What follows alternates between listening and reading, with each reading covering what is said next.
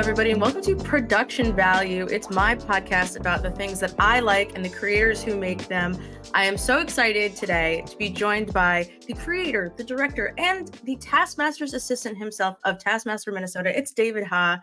David, welcome to Production Value. Hi, hello. Hi, so nice to be here. Thank you for having me. Great reveal, great stuff. Yes. I'm so glad you're here. Thanks for responding to my random tweet. I was so motivated watching Taskmaster Minnesota that I was like, I gotta go back. I gotta get this guy. I have to talk to this man. So thank you very much for being here. Yeah, no worries. I'm always happy to talk about myself. So this is a real treat. Perfect. Yeah. Well, I just want to preface this by saying, for anyone who doesn't know, similar to live reality games, Taskmaster Minnesota is your creation. It's produced by you. You shoot, you edit it, and it's on YouTube, 2 seasons. We're in the middle of the second season. It's hilarious and frankly better than some seasons of Taskmaster. People love to tell you like, oh, this is the real US Taskmaster. And I don't, we'll talk about that. But I also think it's genuinely better than some other seasons of Taskmaster abroad and UK. Wow, thank you. It's the hot take starting it off. Which season specifically would you say it's better than? New Zealand 1 and 3. I just think those are toughies. 6 for sure. Maybe 10, Taskmaster 10. Those are just off the top of my head. I think it's interesting because New Zealand season 1, 3, and UK 6 are all are the 3 seasons that I took tasks from and adapted into my version. And you did it better, obviously. Honestly, there was a couple that I was like, I feel like we could do this one better, and I think I thought it was a good task design, and I felt like it could have been done better. That was like the pool shot task, for instance. I was like, I feel like we could do better with that one. Yeah, I think also you've got a fun element of what series 1 cut out, which is kind of like embarrassing the contestants in public. That plays into like the pool and the bowling one. We're gonna get into it. But David, let's start at the very beginning. You were watching Taskmaster, you became a fan of Taskmaster. How did you get into it? And what clicked in your head that you wanted to make your own version? Yeah, I was introduced to it in I believe 2020 by a friend of mine who was on actually season 1 of Taskmaster Minnesota, Max. I was living with him at the time, and he was a big fan of James Acaster, and then he had heard about Taskmaster, I guess, by through that, and then he showed me a clip. The first clip I ever saw of Taskmaster was from season 7.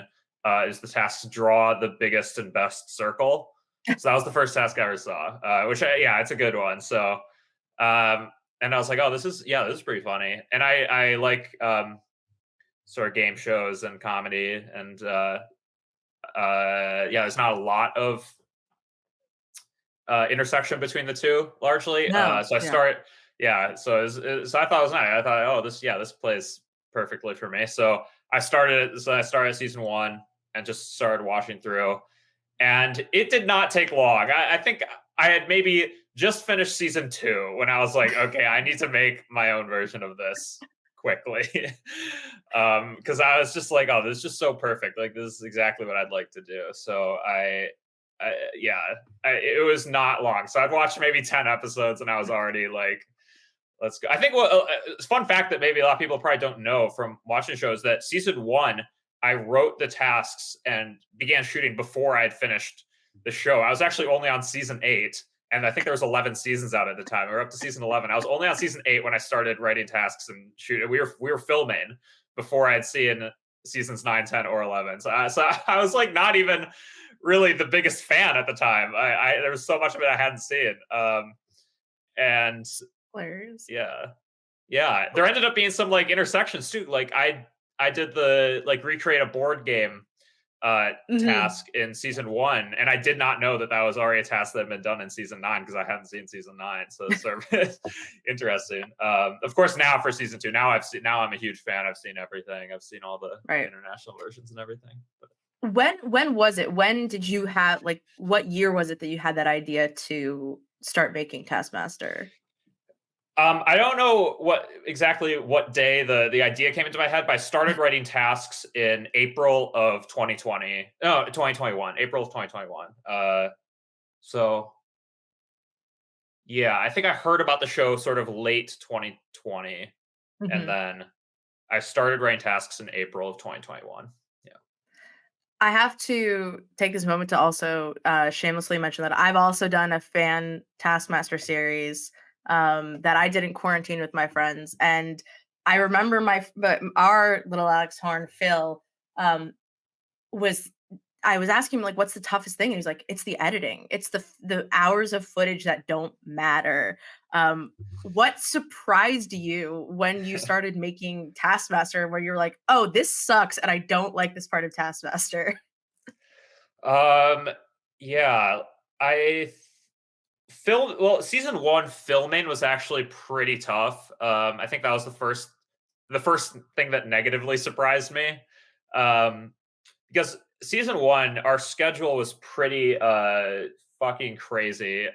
We did 17 tasks, I believe, if I recall correctly, in one day of filming for each person. So each person filmed 17 tasks in one day. So with each person, that was a 12-hour shoot with each person. We started at 8 a.m. and went to 8 p.m.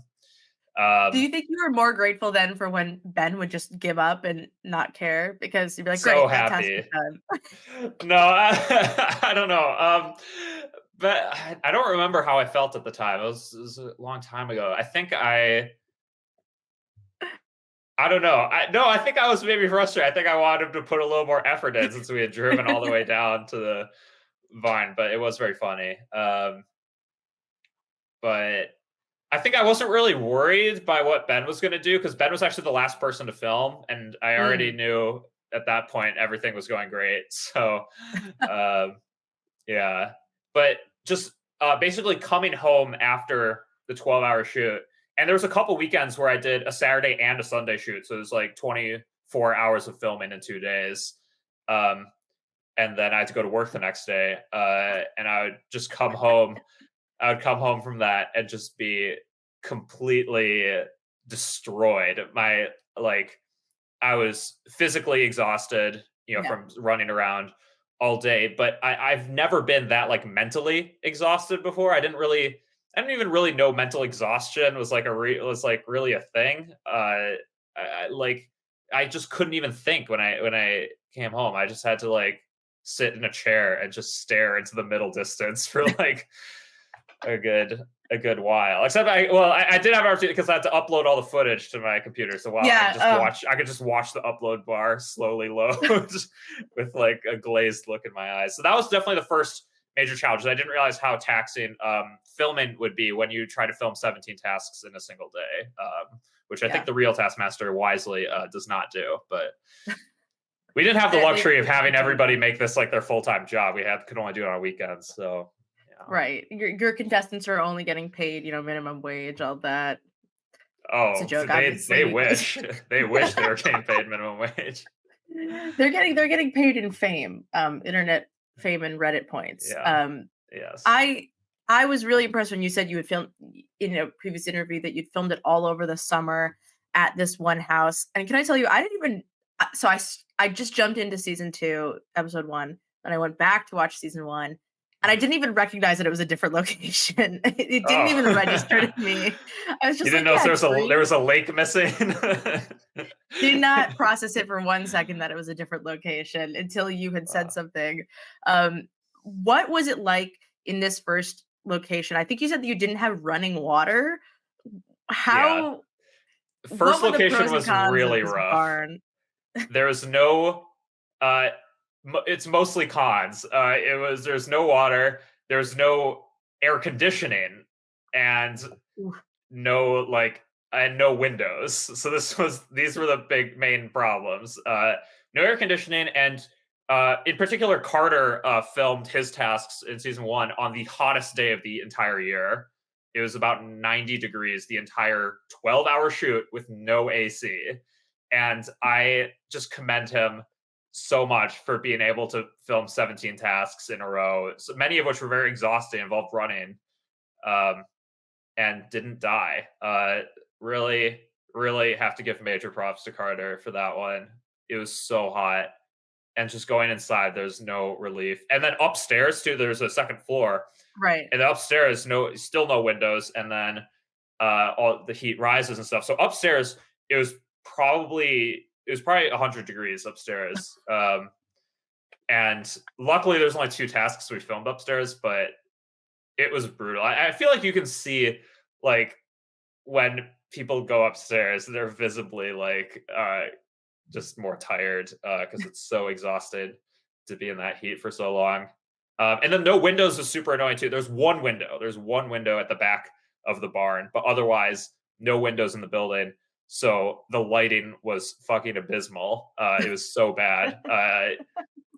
And I brought like lights and stuff and turned on every light, and it's still so dark. If you go back and watch season one, it's so dark, and that definitely annoys me. So I was like, if we do it again, we have to go somewhere else because that location did not work for me.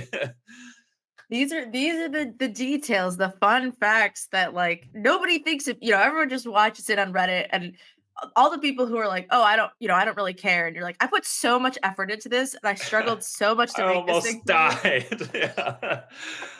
Yeah, in Uh, the suit especially. Was the suit something where I guess I'm very curious about getting into the mentality of being a taskmaster's assistant. Like hmm, you're you're really putting yourself in this moment of like, I am a human servant. I am here yeah. to get this done. And also you're, holding the camera sometimes and filming. Is the suit like get you into the headspace? What is it like to think about being a human punching bag for 12 hours a day? um, I like wearing suits to be honest. Not in 90-degree weather, but normally I do. Yeah, I don't know. I feel like from the beginning, we never really actually sought to make it the same sort of dynamic between taskmaster and assistant that the UK has. Yeah. And we especially leaned into it this season, the current season, because it wouldn't have made sense to like emulate sort of that style of humor that Greg and Alex do because we would never be able to do it as well. But also because our personalities are so different and sort of mismatched from theirs. Like I'm very like sort of dominant like comedic personality. I definitely think the role that would probably best fit me would be Taskmaster, but and Carter's sort of the other way around. His style of comedy is honestly more submissive. So like it was we talked about it. We made an active choice. We were like, we're making our own version. We have no Yeah. obligation to stick to the format that they've established. Let's do our own thing. Let's make it something different. Let's do something that plays to our strengths. Let's play into who we are. So that was a very active choice by us. I think people say like people. I see a lot of comments on the internet saying like, "Oh, this Taskmaster is like not as like dominant, not as like mean." It's like, yeah, well, yeah, it's true, but it was an intentional decision. Although he does have some, I think Carter has some great moments this season, and Luke does a good job in season one as well of berating the contestants when needed. I feel like basically the dynamic we established was essentially instead of it being Taskmaster versus assistant, we did Taskmaster and assistant versus the contestants. We felt that would have worked. That worked better. That was what Yeah, season 2 is really a lot of bullying, which I like. You are really absolutely fucking with your friends in season 2, and yeah. it's hilarious. I I keep getting described as a sassy this season. That's the comment I've been getting a lot, which I think is fair. I have a lot to say about Carter as a taskmaster, all positive. I think Carter's my favorite contestant. He just there's something about his like he looks like a Victorian child who should have died, but he didn't, and he just lived. And he's so funny to me. Um, but He does Luke, sort of have that aura about him. he's just so skinny. Like it's just something about it. Luke, Yeah. I think I was rewatching season one, and I think that you might originally equate Luke to being like, oh, it's like I find that Jeremy from New Zealand is like a little too wooden. It is what it is. Mhm, But I think Luke does have some really great zingers at the contestants because I assume that yeah, I mean I know you're friends with him. That Luke is also friends with everyone, and mhm. that he is also able to just burn people just as quickly because he knows people. Yeah. He's great. Luke is great. Yeah. Everybody's great. I'm very happy with how everybody's done across both seasons. So let's talk a little bit about what is different between Minnesota and the show regular. Starting off Sure. with what I think is the best decision you've made, which is cutting the prize task. Yeah. I Vindication. I literally just watched Champion of Champions 3 last night, and I was Yeah. sitting there watching the prize task being like, I literally don't care. There's a couple jokes in here. I would much rather have like a 90-minute Taskmaster episode with like 10 why Yeah. waste time on a couple jokes when you can just straight up do another task? Yeah. I think the what led me to make that decision was not watching the UK Taskmaster, because honestly, the prize task is usually okay there because they're all comedians. But it was watching other fan Taskmasters who had come before me because Mm, they all did prize tasks and they all sucked. And I think it caused a lot of people to sort of like stop watching them very quickly. And yeah, and I leaned into it more this season. So season one, we did do a prize task in episode one, and then yeah. not, and then didn't do it The again. the handsomest of all the M&Ms could have been a episode title in itself. um, but this season we took it one step further, where we've moved the prize task to episode seven. Um, so there will be a prize test next week. As we're recording this between episode six and seven, Yeah. so we do have one prize test, but it's in episode seven. And I think what this episode, you haven't seen it yet, but what this episode will prove is that having one prize task is by far the best decision, because it means they could actually put some real effort into it. Yeah. Everybody brought in something really great, but if I had made them do it 8 times, they all would have brought in shit every time. So like I think doing one prize task is the perfect like sweet spot. Because our prize Yeah, task I ended also up being great this season. So I'm very excited. I should have like pestered you for like, can I get an early preview, to real yeah. like a screener. Um, Yeah.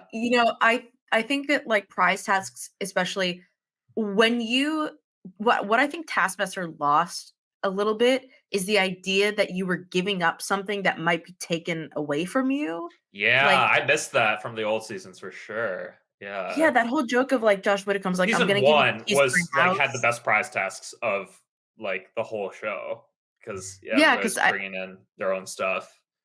yeah, and they Uh, thought that they could lose yeah, it. yeah, I feel like that's also part of just, I'll bring in some shit from my house. I like take it, go ahead. It has no stakes anymore. I yeah. really enjoy that. And I'm also really enjoying having 6 contestants. I thought it when I started, I Mhm. thought it would be too much or that when I think you watch a fan thing, you always uh, when you watch a fan show, you're always like, "Oh, I don't know if I can get to know these people." And then by the end, you're always like, "Okay, here's everybody's personality and their quirks, and I know everything about them." And I thought 6 Uh, people was gonna be too much, but it's a great number. Why 6 people? it was a very simple reason for season one. It was because I'd always been frustrated by how team tasks were scored on the original version. I just thought, oh, what if we just had 3 teams of 2? That'd be so much better. All I'd have to do is film one more person for the entirety of all the tasks. It's just like What's hindsight, 12 I'm more like, hours?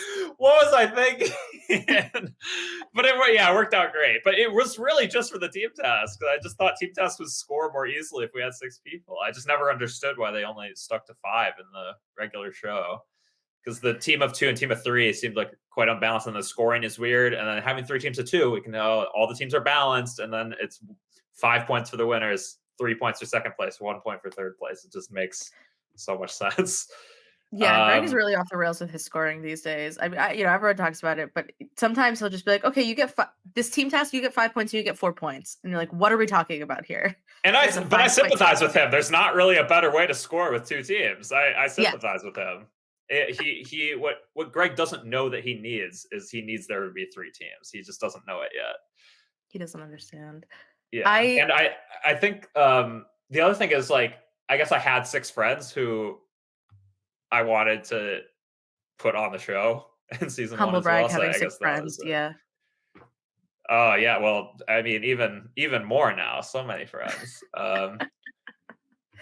I I was also, wondering for season 1, right? Like, when Actually, so wait, actually, so before you ask your next one, somebody did message me one time after the first season. They're just like, "I want to make. Can you help me? I want to make my own Taskmaster version, but I don't have enough friends." I'm like, "I can't help you, pal. That's something you got to figure out on your own." Oh, no. Yeah. I wanna talk about the Discord stuff off there, but that was hilarious too. You're very helpful, people come to you and you give them what you can, but then at the end of the day, you gotta help yourself, man. Um, when it comes to filming your friends, and we talked a little bit about the dynamic of Taskmaster and Taskmaster's assistant, do you I feel like what was nice is that it's the same thing as regular Taskmaster. Alex Horn knew some of these people and they come in and they participate and they're his friends. And it gets that sort of antagonistic connection between assistant and contestant. How was it with each of your friends? And were you surprised by any of the ways that they either like sort of reacted with you or just tackled the tasks in general for season one? um, yeah, for season 1 specifically. Yeah, we'll talk Yeah. about season 2. I don't wanna Okay. spoil, Sure. too much of, I don't wanna spoil the winner of season 1. I think people should just watch, and I don't wanna spoil too much of Okay. season 2. Yeah. I think my like I didn't really put on a persona for filming ever. I think what you see in my interactions with the contestants is more or less our interactions in real life as well. It's sort of the relationship we have, and it's sort of a different relationship with each contestant as well, which is always fun. Um, who surprised me in season 1?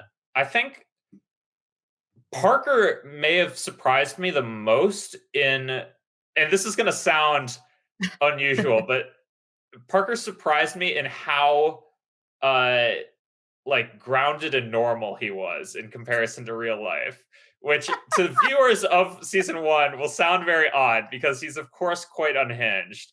But Yeah. that is nothing compared to how he's like in real life. He is like he toned down his persona for the show for some reason. He is like so crazy in real life, and I was surprised at how put together he seemed on camera, which obviously sounds like complete nonsense based on what he did in season 1, but he honestly toned it down for the show. I have a I have a Parker quote written down, which is, "This is quite the mind game, David. Fortunately, I have a very small mind." He Like, he's always just says stuff like that. That's just who he yeah, is. The he's just tinfoil, spitting, the like, wise man's insane bane. This is just the stuff he says. he's Um, just spitting insanity every episode, like, at least 3 to 4 insane quotes per episode, he and just it's so yeah, great. I don't wanna spoil, but he because he's back for season 2. right. At first I didn't realize that, and then went back and then went ba and I was Mhm. like, "Oh, amazing, we have more Parker. This is exactly what I want." I knew what the people wanted. They wanted more Parker. What he just texted me yesterday. He just texted me a dream he had last night.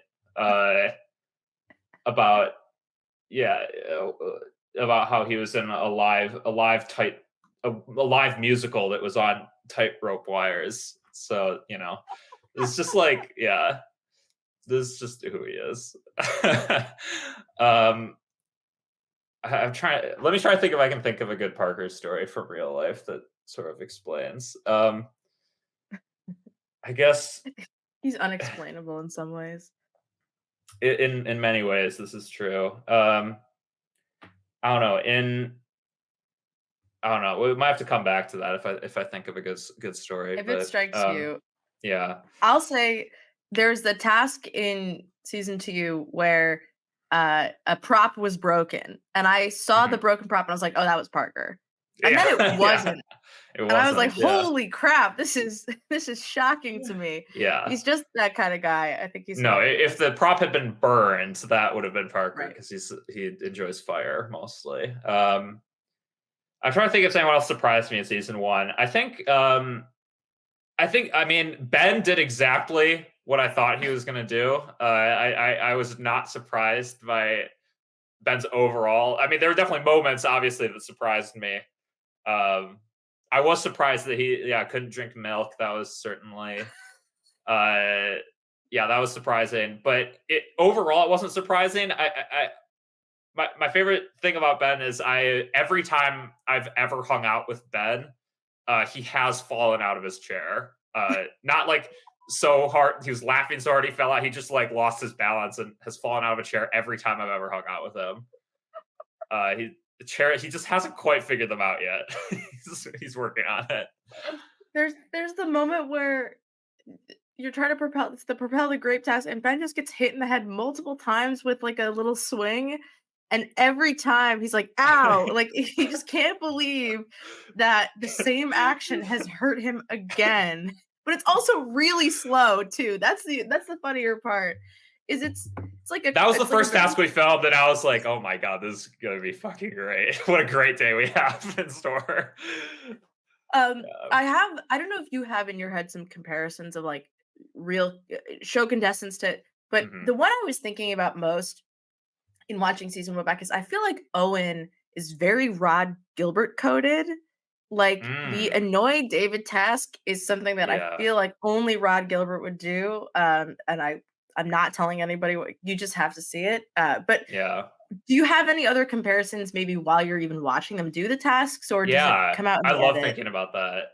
I found Owen more of a Dave Gorman type, Oh. sort of pretty athletic and always looking for how he can like cheat loophole every single task. That was his main goal in every task.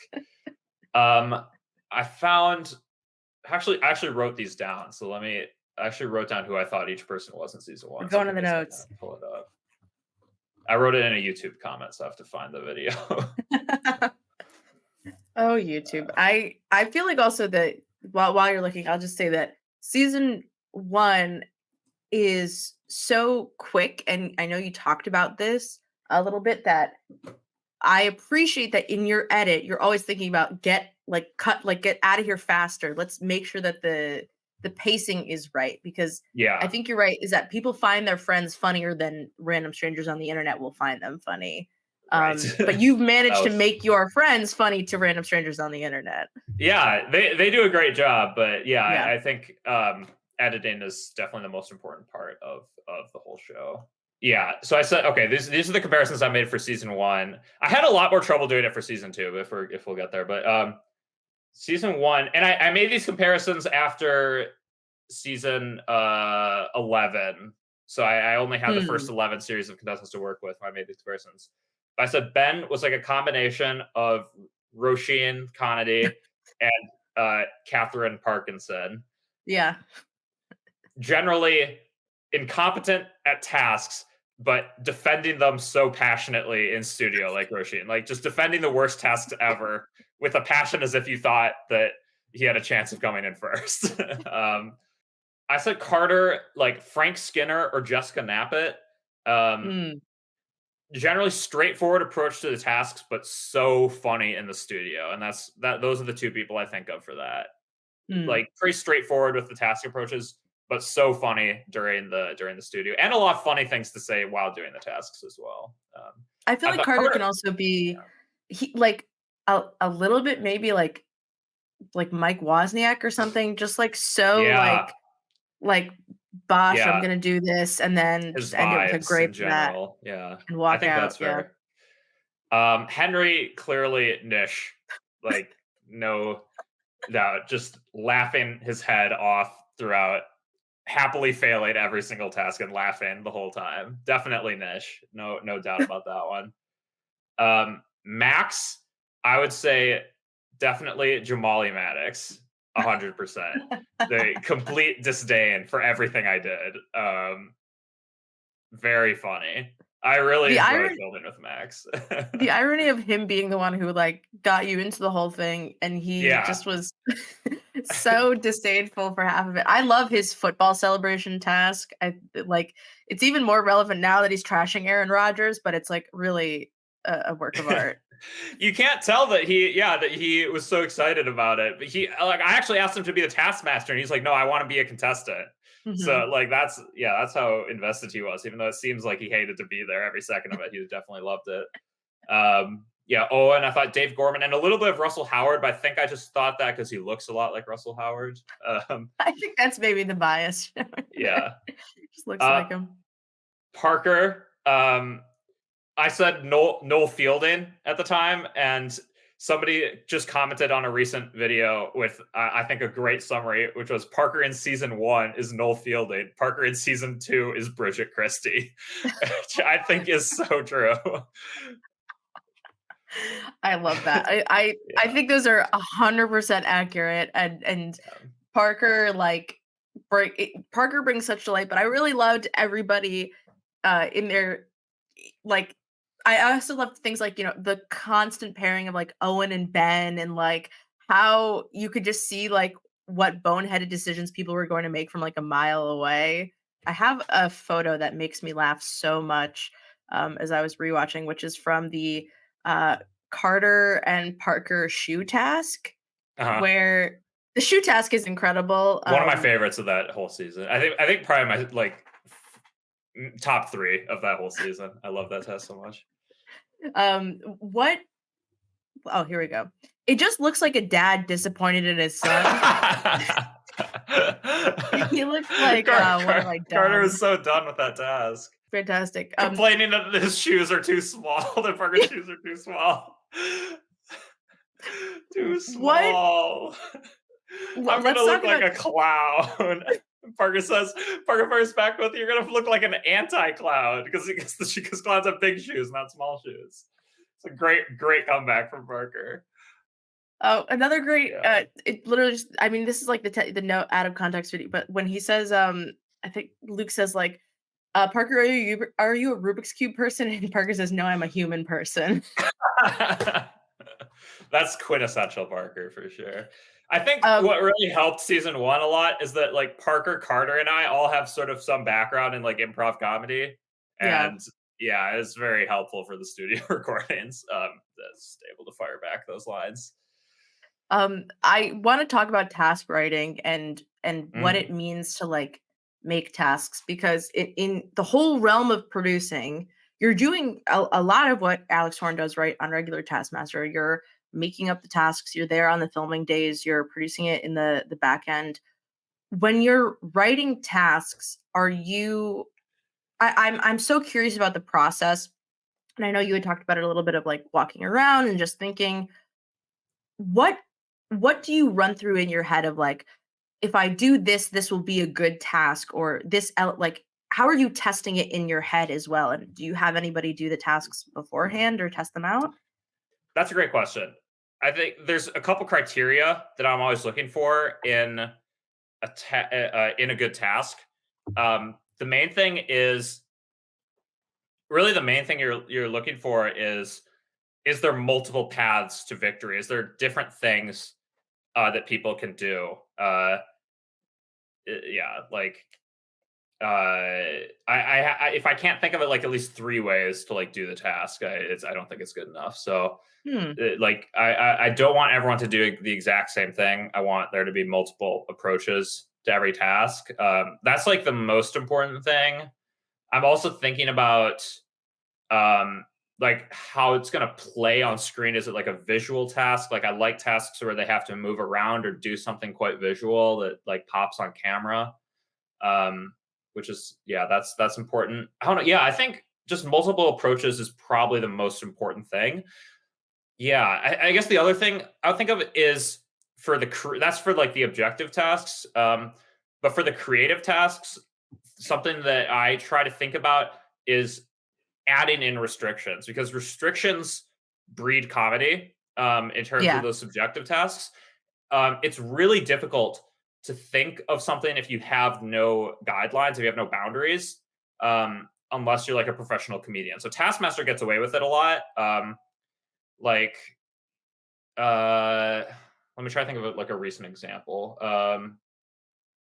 Well, I really like the dream sequence task that you Mm, did, and yeah. at first I thought it was you have a set timer on like, create this dream sequence. Also, I thought Ian was very David Lynch inspired, and I would not be shocked if that's what like that's what it felt like to me. Ian's I think he dream. was going for like a homage to Twin Peaks is what I've been told. It was I've not seen Twin Peaks, but that's what I've been I'll, told. I'll tell you I think it was accurate, and Okay. Ian, I saw your vision.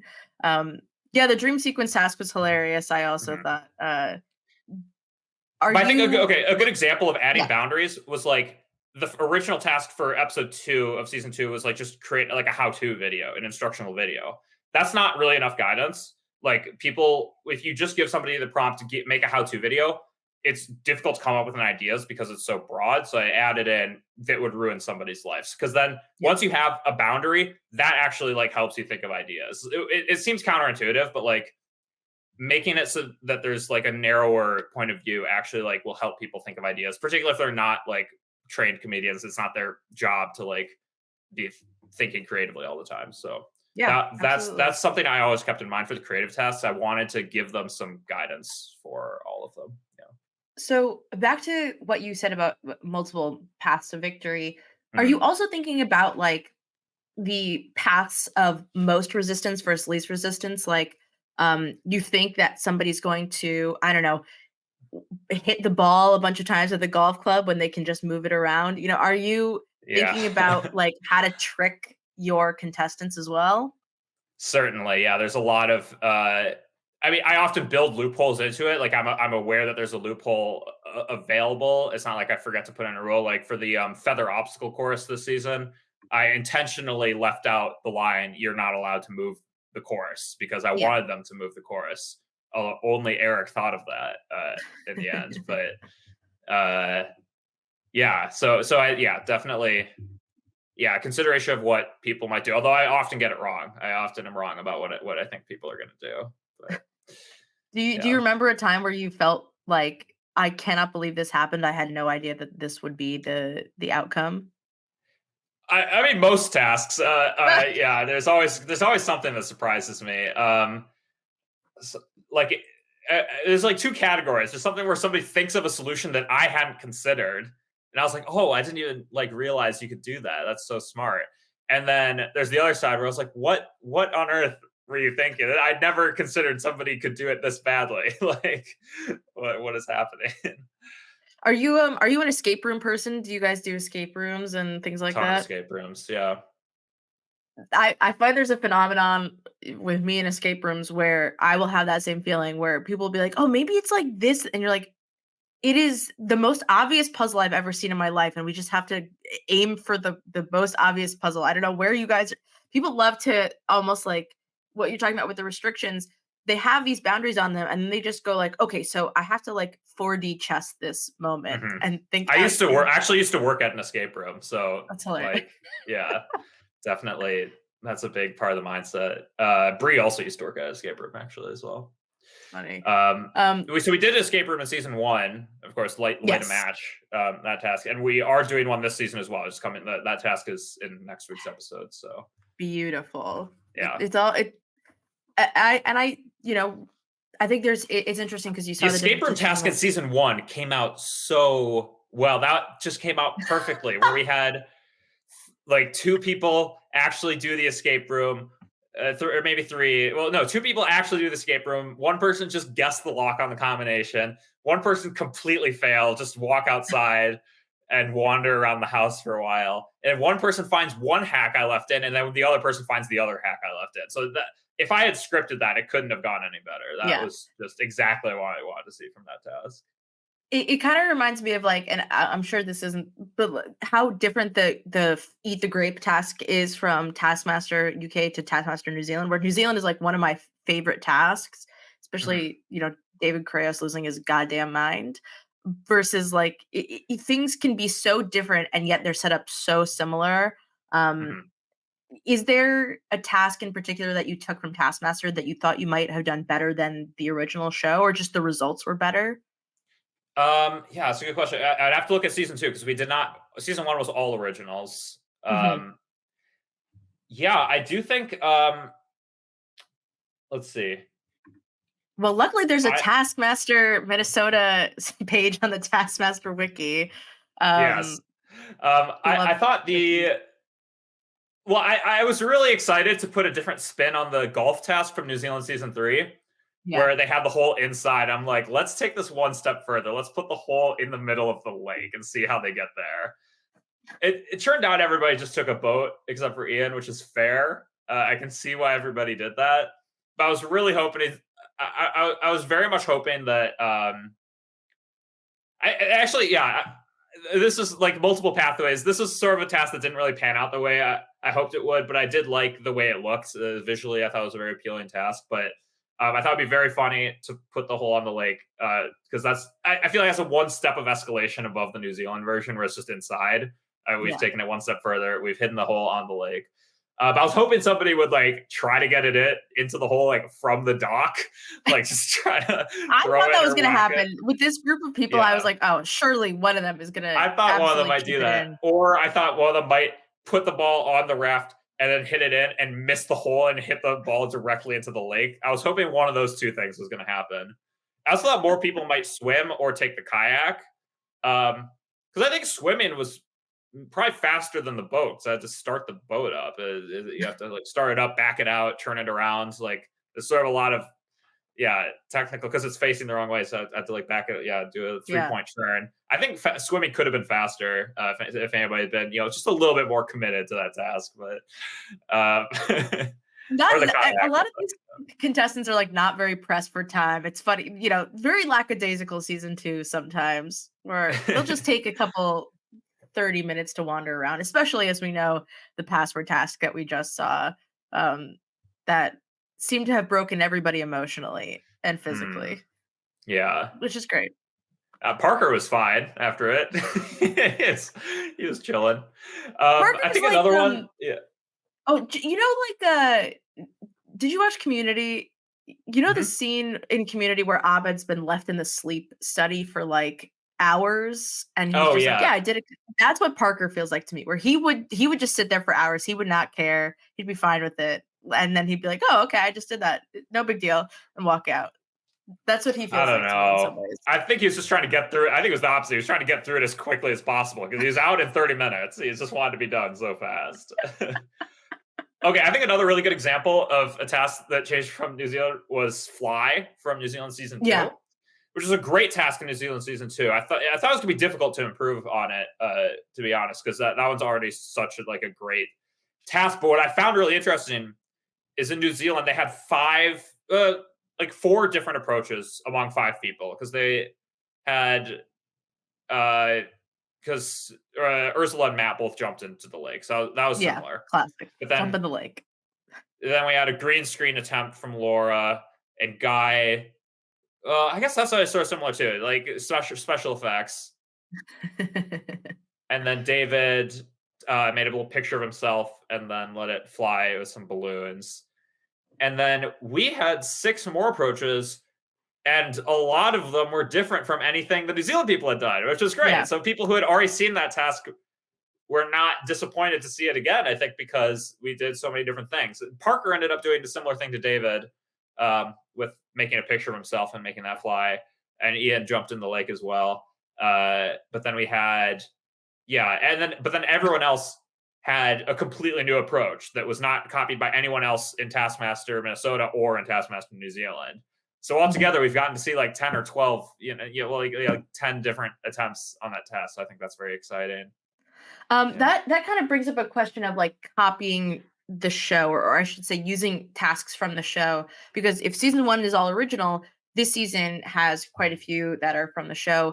Mhm. What led you to sort of say, you know what, I'm comfortable with doing this, and I'm not worried that people will think that it's like, oh, you're just doing the same thing.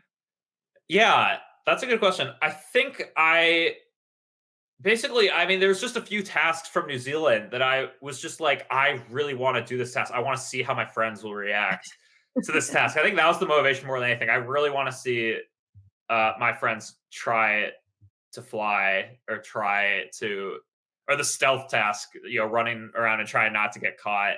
Oh, Like that's it's so oh my god, the fun. stealth task is so good. It's I I think just for me, like I still try to prioritize like the fun the contestants are having over like the overall production. Sometimes I just felt like that would be a really fun task for them to do. So yeah, um, amazing. but I don't know. I guess I also just needed more tasks. I don't know. Needed some more to fill out the Yeah. lineup.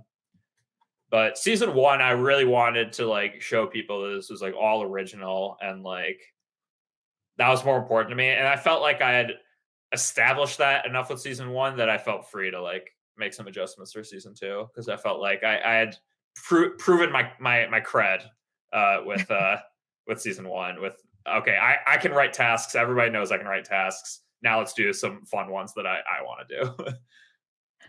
So I was watching and reading back some of your older comments and interviews, and you were like, I'm not doing a season two. I'm exhausted. I'm sick of this.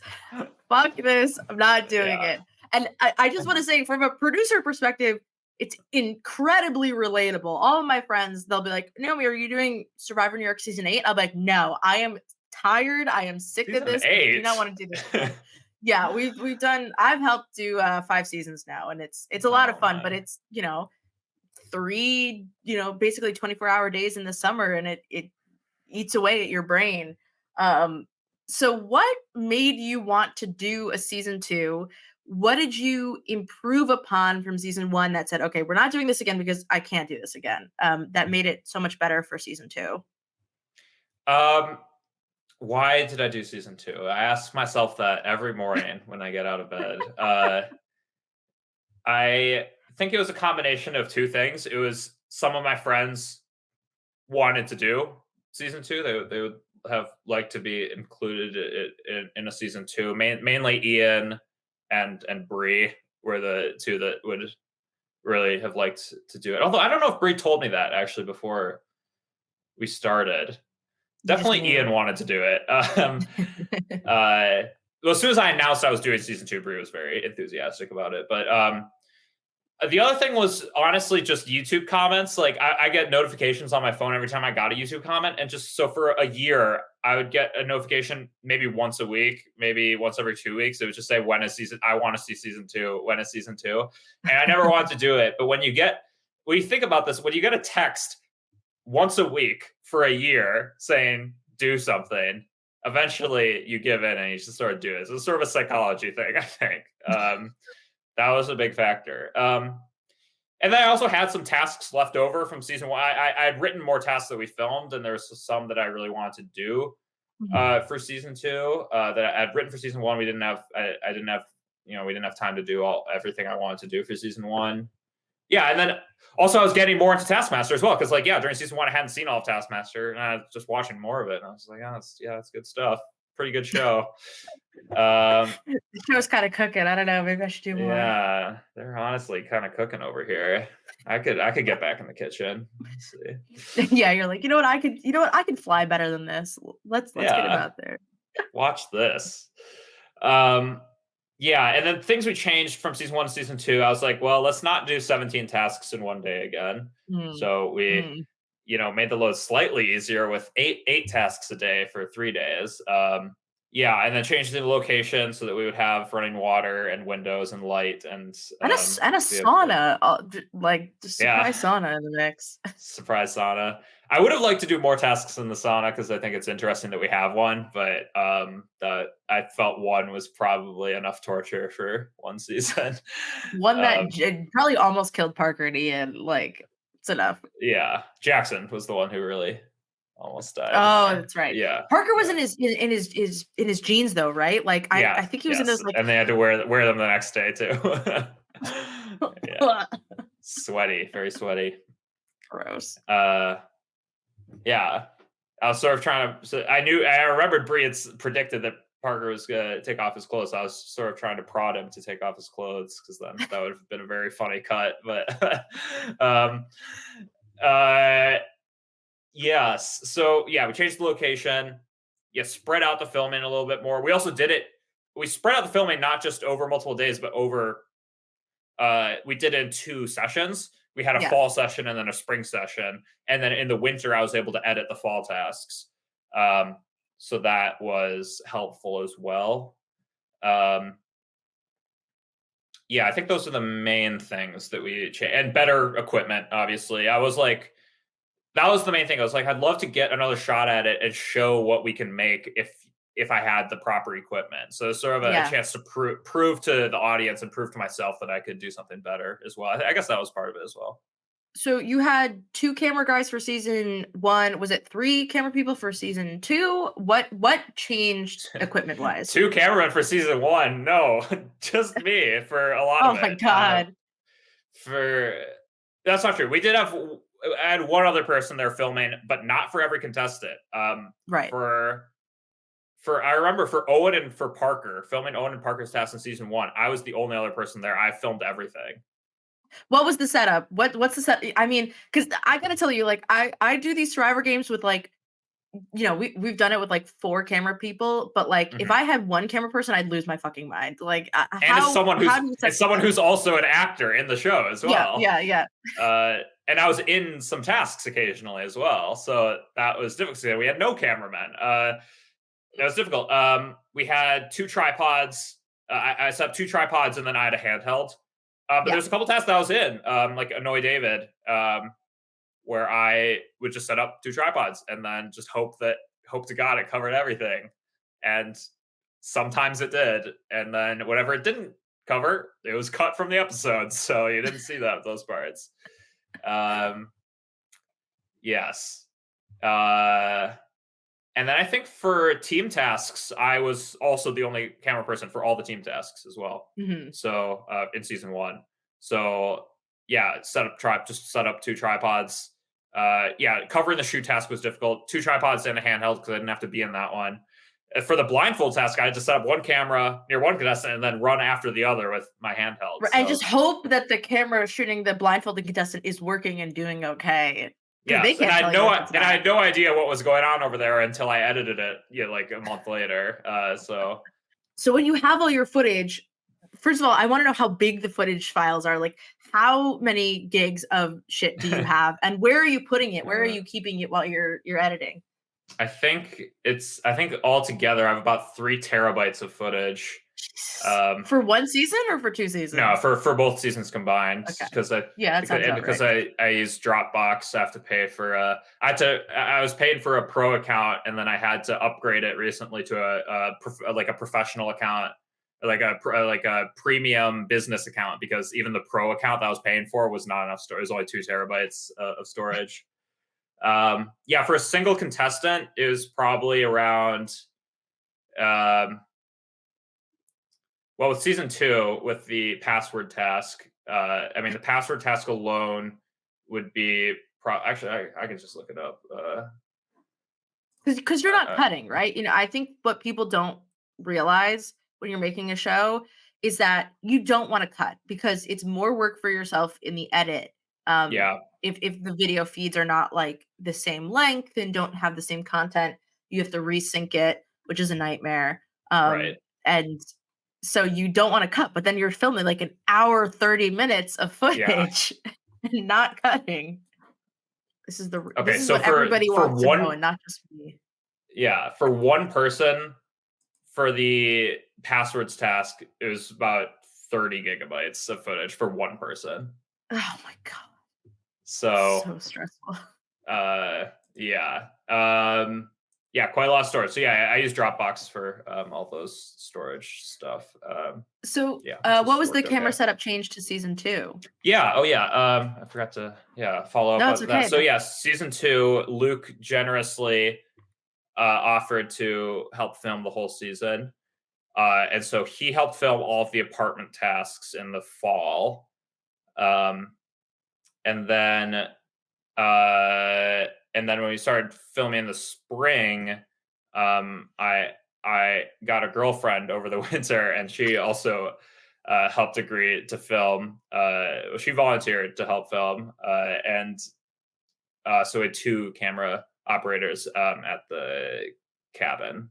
Yeah, so Mhm. we had two camera operators plus me, and often I would operate a camera as well. But if I needed to be in the task, then it was really nice to have 2 people there filming. Yeah. So So the life hacks are that was a get lot easier. 6 Yeah. friends and then get a camera. or sorry, Yeah, get I ruined my own joke. Get 6 friends and then get a girlfriend, and that's how you yeah, can improve your Taskmaster.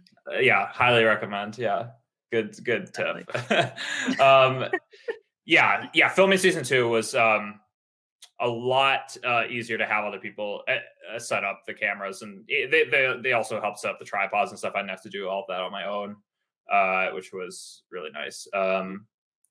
So yes. Well, season one, actually, my other camera person was also my girlfriend at that time as well. So, uh, yeah, I should mention that too. Um, Don't wanna walk over, women's effort in television no. and filmmaking. Uh, Uh, yeah. What else changed? Microphones. Yeah, having microphones in season two. We actually had a laugh mic in season one, um, but we just didn't really use it that much, to be honest. And obviously, I wish I had, but it's just kind of a hassle. And I was like, it's fine. I can hear everything on the cameras, so it's fine. I basically would just have people turn it on if we were going outside or if it was windy. yeah. And then otherwise, I was like, if we're filming inside, I was like, it's fine. You don't need to turn the microphone on. And definitely, I should have, of course. But yeah. And then for the studio sessions, microphones for everybody. So that Yeah. was good because yeah, a big feedback was that the audio was definitely bad in the studio sessions in season one. That was definitely a big feedback I had. So we had 9 microphones, I believe, for the studio sessions for season two because yeah, every contestant was mic'd. Carter and I were both mic'd, and then the Yeah. room was mic'd as well. We actually Ian happens to work in AV, like that's his professional job. So I he could have was I could have guessed that, but I love that about Ian. I love that's yeah. also a big tip for everyone is get friends who work in this industry, and that way they'll help you Yeah, make your show. that was helpful. So he was able to bring in a nice microphone to capture the audience laughter. Yeah, it's And hard. It's I I'm just so clueless about that stuff. Yeah, I've never before season one. I've never made a video before. I'm not a YouTuber. I had never made a YouTube video. I'd never edited anything. It was completely new to the whole world, and I was just figuring it out as I was. Just literally looking up tutorials as I was editing, or just not looking up YouTube tutorials as I was editing. Just would edit. I use Adobe Premiere for editing, and I I was just kept gonna ask. I want to know all yeah. about the edit. I want to know how you make it. Because I have and I say this as a huge compliment. Taskmaster Minnesota One feels like a video you guys made for class, but in the best way, where you're like, we're gonna talk about this for the rest of the year. Like this video was so Mhm. funny, like a video project. Yeah. And two is really a step up, but I think that you did a really great job with one where some people I think do like you talked about earlier either too long edits or the audio is like even worse and you just can't keep going. Mhm. So what was the edit? You're in Premiere. Are you like messing with the audio otherwise? What was your edit system like? Yeah, I'm trying to figure out the controls. I'm trying to figure out what buttons do what. That's a lot of it. What's so sad? I just discovered there's this feature called ripple delete where you can remove all the space in between two cuts. I You just found just out found about out about ripple delete? Oh, I found out about that after 2 years of editing. It's the most useful thing I do. Now, it's the most. I didn't find that out until I was editing the studio sessions for season two. So I'd already edited all the tasks. So I do you just know found do you out know about about ripple delete. do you know about B about pressing B in the sort of like No, I've direct never hit the B button. Okay, we'll talk about Premiere offline. But Okay. if anyone wants Premiere tutorials, I used to teach journalism students how to use Premiere when I was in college, and I And was like, okay, here's the tool.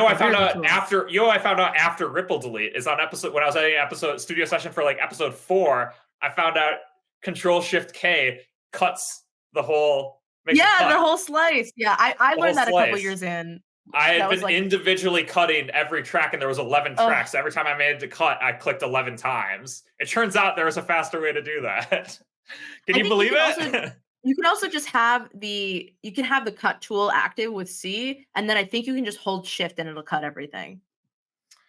Like where you Great, put your marker tool.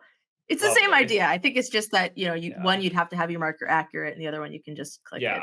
So I'm trying to preface for people basically how little I know about editing, how much outside of this world I am. What I had was a lot of effort, a lot of heart I Yeah. put into. I was doing it slowly, but like I was getting to where I wanted it to be, just not very efficiently.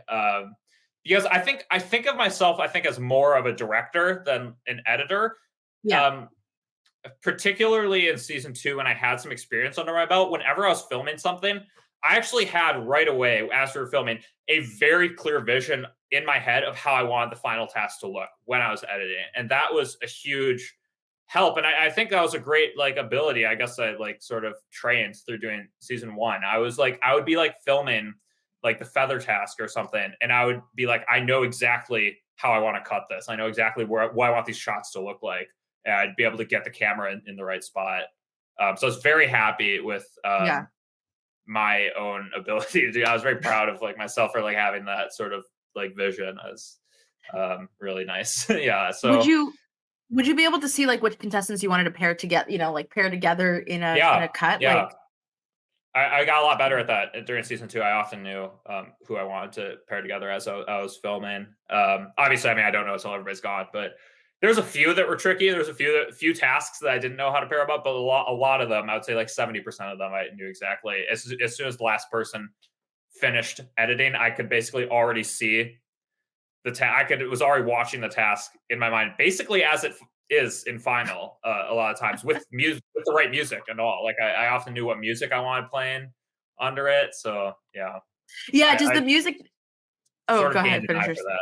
Yeah, The music I have found, first of all, I now like can identify tracks that other people use in Fan Survive. Like you suddenly, yeah. um, it's almost like you're a sleeper agent in some ways, where you're just like, oh, I know what that's called now. I know what that track is. Like I can hear the cut in the music. I Do was you have watching a Champion of Champions last night, and I was like, "Oh, they're using the season 11 music for Sarah again. That's so fun because she's from season 11." you break your brain in new ways, I think, when you make Mhm, a show. Like it definitely. just what is your favorite like Taskmaster track to use? Do you have like I really appreciate you use like the alien ones sometimes. That always makes me laugh. And then sometimes you'll just use music that's like the Wario task with Parker that's just very appropriate but not at all Taskmaster related. Oh yeah, some royalty free, yeah, Yeah. music for that one. I remember that. Yeah, I definitely have some favorite tracks. Well, yeah, there's a couple tracks that I just had to stop myself for using for every single task because I just like it so much. I really like Hurdy Gurdy, which is a track from season 12 that plays during. Um, well, the big time it's used is not has not aired yet. But when Okay. else did we use it? Oh, Eric and Parker's bowling attempt. That's the song for that Mm, attempt. Um, and that's I also use it during the charades task when it's everyone but Parker and Jackson. That's Eric, Bree, Cole, and Ian all going. That same track for that as well. But then we use it one more time in the finale. It's a use I really enjoy. That is one I really enjoy. I also really like Swingy Thing from season 13. It's just I love swing music, so like that's a very good track. It's so catchy. That was used for or sorry, that's no, that's a custom track by Vine Whip. I think I meant to say I do like that song as well. I yeah, got Vine Whip confused is really though. cool. I love that you have somebody making music for you. Vine Whip Yeah, does an excellent job, and I really love that that that one you get to have is that great, but person. I did mean to say groove thing, similar name, which I used for Bree and Eric moving their feather in the episode one, and then and then it was really I think the biggest use of it was during the pool trick shot task with Bree, Cole, and Eric, and I line up their shots with the music, and that was really fun Yeah, as well. So I think those are probably my two favorite tracks if I had to choose. yeah. Yeah. Um, I first of all, Thanks you for mentioned asking this. about that. I was not expecting a question about what my favorite track was, and This I don't is think anybody will care, but I'm glad you asked. I think that's the honestly that's the premise of this podcast. Is like nobody Is that the cares. target audience for this episode is the two of us and nobody else? Exactly. I mean, it's like things that people don't think about. And I think once you like work in TV production or you work in like making your own show, it just kind of comes to mind of like the logistics and things like I loved when you did the bowling alley task. So I was like, how the fuck did they get to film in a bowling alley? And then I want you to tell the story of like getting yelled at in the bowling alley Yeah, and then how do we get to film in a bowling alley? Well, we went to the bowling alley and brought some cameras and started filming. That's what happened. You just kind of hid the tripods behind our backs as we ordered a couple of games, and then we just set up in the lanes, hope nobody said anything about it. As people were, blindfolded, spinning around, wearing oven mitts, throwing the ball, pushing you completely down the down the lane. Yeah. run. Yeah, pushing me down the lane. The spinning was a big one that people were looking over at us for. We got lucky some days, like we were the only people in the alley, but then other days when we filmed Jackson, for instance, we actually had to wait. All the lanes were occupied. We had to wait for one to be open, and then we filmed at the very end. And every other single there was like a bowling league game that day.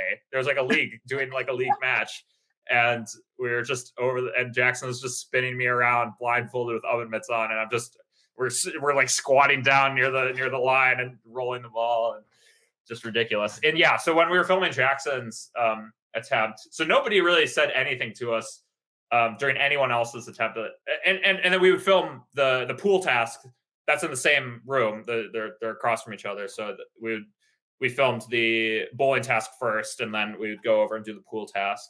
And the reason we filmed it in that order actually was in case we got kicked out, I wanted to get the bowling task done because I cared about that task more than the pool task. So we'd always do bowling first in case we got kicked out. I'm like, okay, let's try to get this one quick through. And if we're not kicked out, we can go and do this other pool task. But people were mainly fine with us. I even, during Parker's attempt, actually, for these tasks, he was the only person there when we filmed Parker. And I actually like went up to the counter. I'm like, can you guys just turn the music off? We actually don't want the music playing. And they're like, okay. And they turned the music off for us. Hell yeah. Which was so weird during the time because it's just completely dead silent in the whole building, and the employees are there. It's completely dead silent. Everything Parker says can clearly be heard throughout the room because there's nobody else there. So that was weird, but it turned out great during editing because I didn't have to edit over music that was playing in the background. Yeah, again, like things that don't matter to anybody else, but the minute you get into an edit and you're like, "Oh my god, there's music playing. This sucks." Is like Yeah. suddenly this Yeah, matters. and they're playing it so loud during Eric's attempt. But anyways, so during Jackson's attempt, an employee did come up to us and was like, "Hey, where are you guys doing?" And we're like, "Oh," and we just thought he was like curious. And we're like, "Oh yeah, we're filming this like YouTube show. It's called Taskmaster Minnesota." And he's like, "Okay, well, you're not supposed to be filming in here." And we're like, "Oh." Or he's like, "Did you get like a permit to film in here?" We're like, "No." And he's like, "Yeah." But it turned out, and he's like, "Well, I am actually a big fan of Taskmaster, so I'll let you guys keep doing this. But for next time, please get a permit." So lucky he happened to be a Taskmaster fan, so let's keep filming. So that was big shout outs to that guy. I don't know if he's watched it, but I hope he has. I hope he sees how worth it was when he watches the boy tasks. Boy, what a task it was. It's a great one. And I think Jackson was the last person to film that task. So I don't think we had to get a permit for the next time because I think he was last. Luckily, Permit for the yeah. I mean, really, you just need permission. You don't need a permit. A permit is mostly for like the outside, especially if you were like setting up like lights, if you had trucks or Right. impeding traffic or pedestrians. But the reality is if you're filming inside private property, you just need permission from the owner to film in private Yeah, I property. certainly would not have tried to get a permit if I had to film someone else. I would have just hoped that employee wasn't there that day because everyone else seemed fine with it. So how are the graphics made? I know there's like a plugin or like an app that you can use to make like the scoreboard, but how are you sort of making these graphics and working on like things like the title sequence? And another question I just have in general is, are you getting flagged? Are you getting audio flagged? I'm very impressed that like everything stays on YouTube and nothing's gotten taken down. So I'm amazed as well. Yeah. Which graphics specifically? So I guess I'm curious about, and I'm sure other people are about how like the scoreboards are made, right? Because it looks exactly like the Taskmaster scoreboards in real regular life, and the fact that you can not only have the contestants but have like the baby and have other random things sort of get Yeah. incorporated into. I'm not going to explain the baby at all. I just have to say that the baby is a perfect 1-2 punch payoff, and people need to watch the first couple episodes of season Yeah, 2. I'm very happy with how that came out. I didn't realize people were gonna love it so much, but I'm very happy I decided to edit it in that way. Well, the scoreboard, yeah, it's just yeah, somebody on the internet, somebody just made that and just put it online for people to use. I have no idea who they are, so yeah. Um, Shout I guess out to that person. maybe a fun fact is the fact that we were able to have the baby on the scoreboard on the day in studio was only because I'd done a practice run through with Carter of episode one. So Carter had seen all the tests for episode one, but none of the other ones, no Yeah. other episodes. Same with Luke.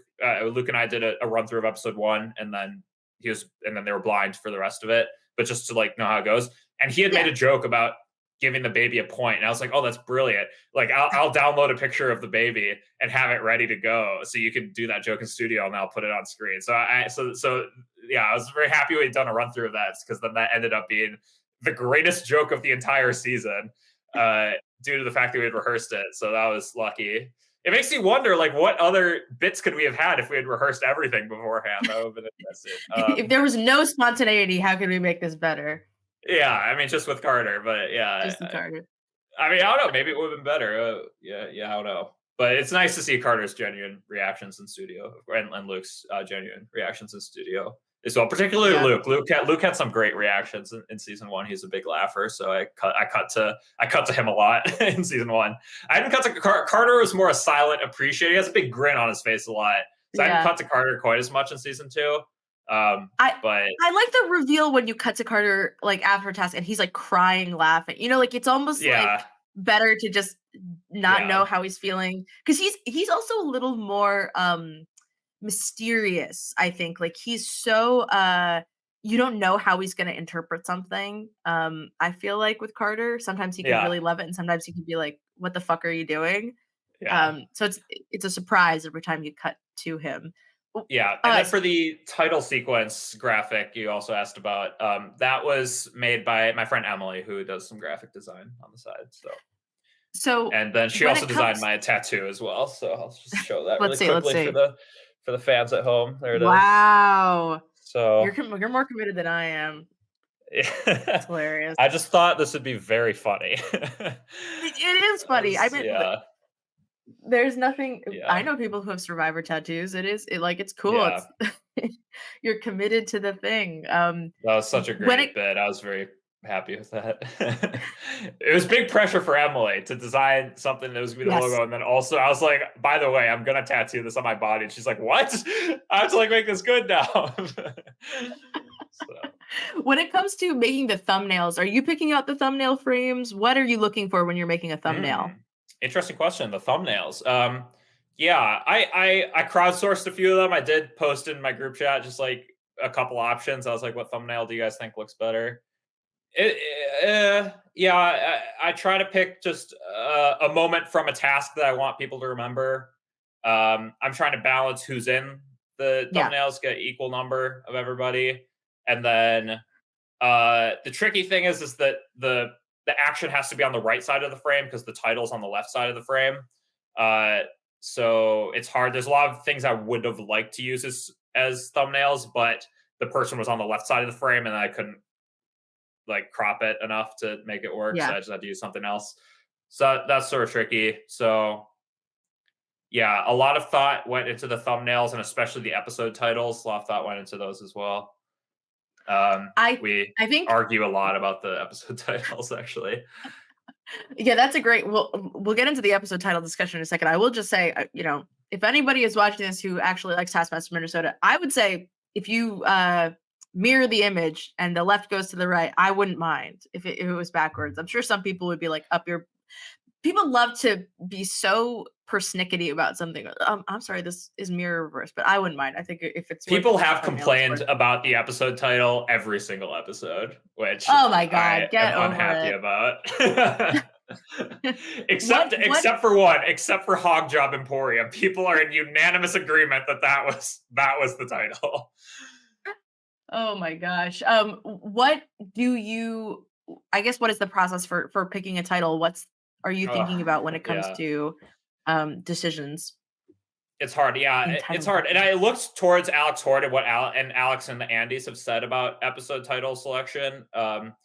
Something interesting they said is they never pick something from like the first task. They try to make it from later in the episode, which is sort of interesting. And I mostly stuck to that. I think I maybe have one that's from the first task of the episode, but I think I'm mostly actually stuck to that. They try to pick something that was underappreciated in studio. They said in an interview Mm, they tried to pick something that did not get a lot of attention in studio, and they wanted to highlight. I did not do that so much. I tried to pick something that did get attention in studio, something that was memorable, something that people laughed at. Sort of trying to balance the who says each one, but prioritizing a good title over that. yeah. Did not get one from everyone this season. But I think it should be funny. I like generally what I'm looking for is something that's funny out of context. Like if you just see the episode title and you don't watch the episode, it's still mildly funny, which I think we've nailed. It has to be short, under 5 words is what I was going for. Which I think did I have any that were over 5 words? I see I'm on the wiki right now and I see that there's nothing under 5, so I would There's assume nothing. You mean everything's under 5? everything's up. Yeah, The only one I've wanted that my entire life is 6, from but season 1. Yeah. yeah. Uh, yeah, and then the other thing is it's nice if it has an additional meaning in context as well. So funny out of context, but then in context, there's an additional meaning that makes it funnier. But also not something that would spoil the joke, something that wouldn't ruin the punchline, which is something I see something that people don't understand. Actually, I see a lot of people both in regular Taskmaster and my version recommend episode titles. I'm like, well, that would have ruined the joke at the Yeah. if people knew that joke was coming.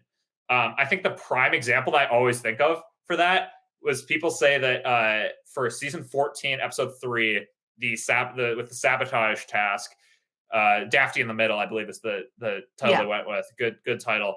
A lot of people say the episode title should have been Divide and Conga, which is what Munya says when they're introducing the task. They say the episode title should have been Divide and Conga, which I agree is a better line. It's funnier. It's really good.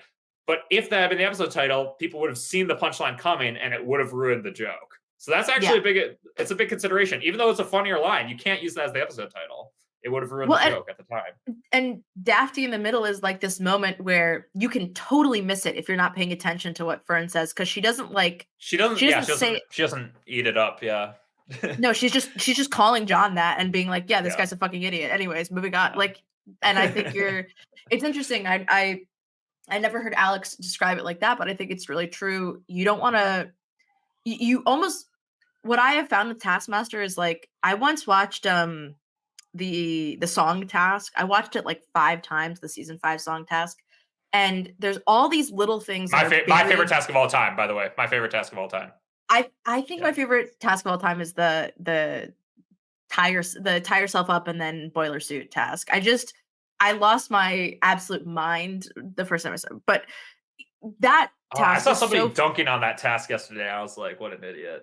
oh my That's the god, get great. over yourself. That's a top 5 task for sure. Yeah.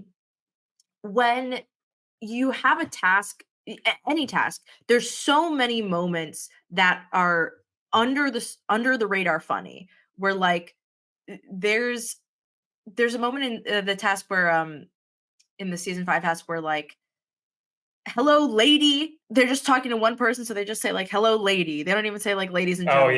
yeah. And it's things like that that you wouldn't notice on the first time maybe, or you're looking for the big punchline, And I think Taskmaster is also all about the little jokes in between the big punchlines. Yeah, And you have to yeah, watch that's it with like true. a close eye. So it's interesting that that really plays into naming episodes. Yeah. I have Um, all the alternate titles here for the episodes if you want to hear those. I would love to hear those. I have you posted them before? Like I feel like they're Yeah, sometimes I put them in the Taskmaster Discord, or in the the live chat Taskmaster with the premiere. Discord, Sometimes which I save you've pictures. plugged and blown up in some I ways. didn't I had mean no to. idea. Yeah, I didn't mean to plug it and blow it up. I felt kind of bad. There were a ton of people started joining it. I was like, whoops. I joined. I was like, hell yeah, I'll be in Yeah, here. yeah. Um, but anyways, yeah. For episode one, um, I had some alternate titles I had from the bowling task. So the episode one title was Public Information Sauce, which I really like. Some other ones were Utterly Defeated Pikachu. When Bree says Pikachu after rolling the gutter ball. Also, and then Parker describes it in studio later as Bree. I liked your utterly defeated Pikachu. So that was good. And then of course President Michael Obama, of course, which is what I actually wanted the episode title to be, but I couldn't use it because there's like this weird right-wing conspiracy theory that Michelle Obama is a man, and the name of that conspiracy is the Michael Obama conspiracy because Oh my Michelle. god. So I couldn't use that because I didn't want people to like find that when googling it. So that was unfortunate. I would have liked to use that as the episode title, but I didn't want to cross wires with the weirdos. um, Episode 2, Sweet, Sweet, Sweet Iron from Cole's how-to video. Very good. I also had Rippling Hunky Sigma from Jackson's video, of course. Very good. But I felt like that was not really an understated moment. That was definitely the moment of the episode, so it didn't really need to be highlighted necessarily. And then just more from when Jackson asks Parker, more pickles? Just more? More pickles. Yeah, Some the other season 2 out ones. of context video is gonna be off the charts. I can't wait. Yeah. And then I think we have one other good one from episode 4, the painting task. It's At least you're smiling is a quote from my mom. And I knew that the episode had to be from my mom, but there's so many good ones that she had. I had Yeah. all the alternate titles are just other things she said during that task. I had From a Place of Real Fear, describing Cole's. And that is one version of you describing how I jerk off. So, really, really good stuff. Yeah, this task was, I think, like elite tier. Like I was laughing so hard watching it. I have to say, I was looking forward to season Champion of Champions 3. I was more so looking forward to the next 2 episodes of season 2. I don't know what it is. I think Yes. that you just know that there's going to be more, like it's longer. I think you said it's 90 minutes, right? For each Yeah, yeah. episode. And I just it is much more satisfying, I think, when you have more content per episode than I mean, Champion of Champions going down from 2 episodes to 1 is like a crime, I feel. Yeah. I'm glad you think so. I'm not super happy about the episodes being really long, but then I posted like these episodes being long, and everybody was very excited. I'm like, really? Okay, great.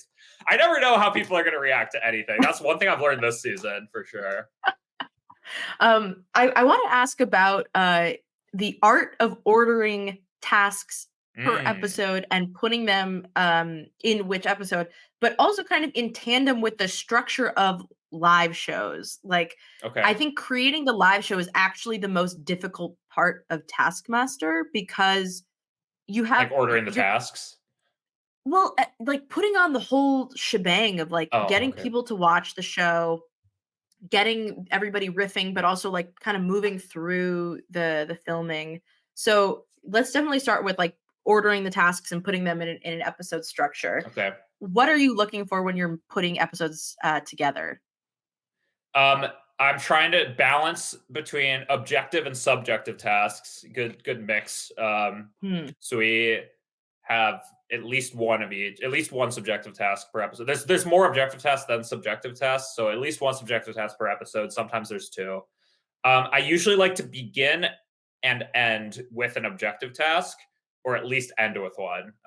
That's more. If I have to choose, then I'll try to end with an objective task. Because because I never really like it when the real show ends on a subjective task, because then sometimes it feels like Greg's picking a winner. So I like to end on an objective task. Just Mm. sort of seems more. It's more like when there's one final task. We've seen the scoreboard. There's one task left to earn some final points, but there's nothing you can do. You just got to sit back and watch it, see who did that task the best. I sort of like ending with an objective task. Are you doing do you have, like, a ratio of subjective to objective in, like, the overall task number? Are you doing, like, slightly more objective, or are you doing an even Yeah, there's split? slightly more objective. I don't have the exact ratio. I think it's about 2/3 to 1/3, I think. Mhm. Um, yeah, and then I like mixing up. I tried to have only one. I tried to even out the adapted tasks. I guess I'm mostly just talking about season two because that's what's more recent Yeah. for me. I tried to even out the adapted tasks. There's only one or two per episode, and there's none in episode one. I was intentional about that. I want episode one to be all original tasks as well. Um, and then the team tasks, of course, just spread them out. That's not too difficult. Yeah, it's hard. And then there was just so that was like the basic guidelines, and then a lot of individual tasks had actually what I did is I made a spreadsheet of all the rules of this task has to be before this one has to be after that one, because a lot of them reference each other. Um, so I had like a lot of rules like doing the compliments and insults task had to be on the same episode as the sabotage task, because one of Mm. Ian's compliments is he compliments Cole's lack of perception during the egg task.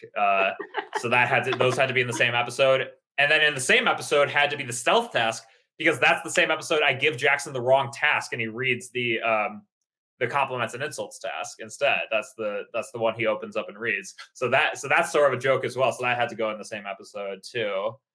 Um, and then yeah, so that was just some sort of Yeah. rules there. One thing I learned, and one philosophy point that changed between seasons one and two of how I ordered the episodes was season one, I saved a lot of the good tasks for the end. And I tried to make every episode sort of equal and like how many tasks I really liked. I tried to spread them out, which ended up being a huge mistake. And I changed that in season two. Because what happens, I didn't realize what was going to happen in season one is that everybody's going to watch episode one and then sort of stop. The views sort of went down after episode one, which Mm. was like natural for any YouTube series. So this season I changed it up. I just put my 8 favorite tasks in the first 2 episodes. I was just like, what are the best tasks? Let's put them all in the first 2 episodes, and it's just all downhill from there.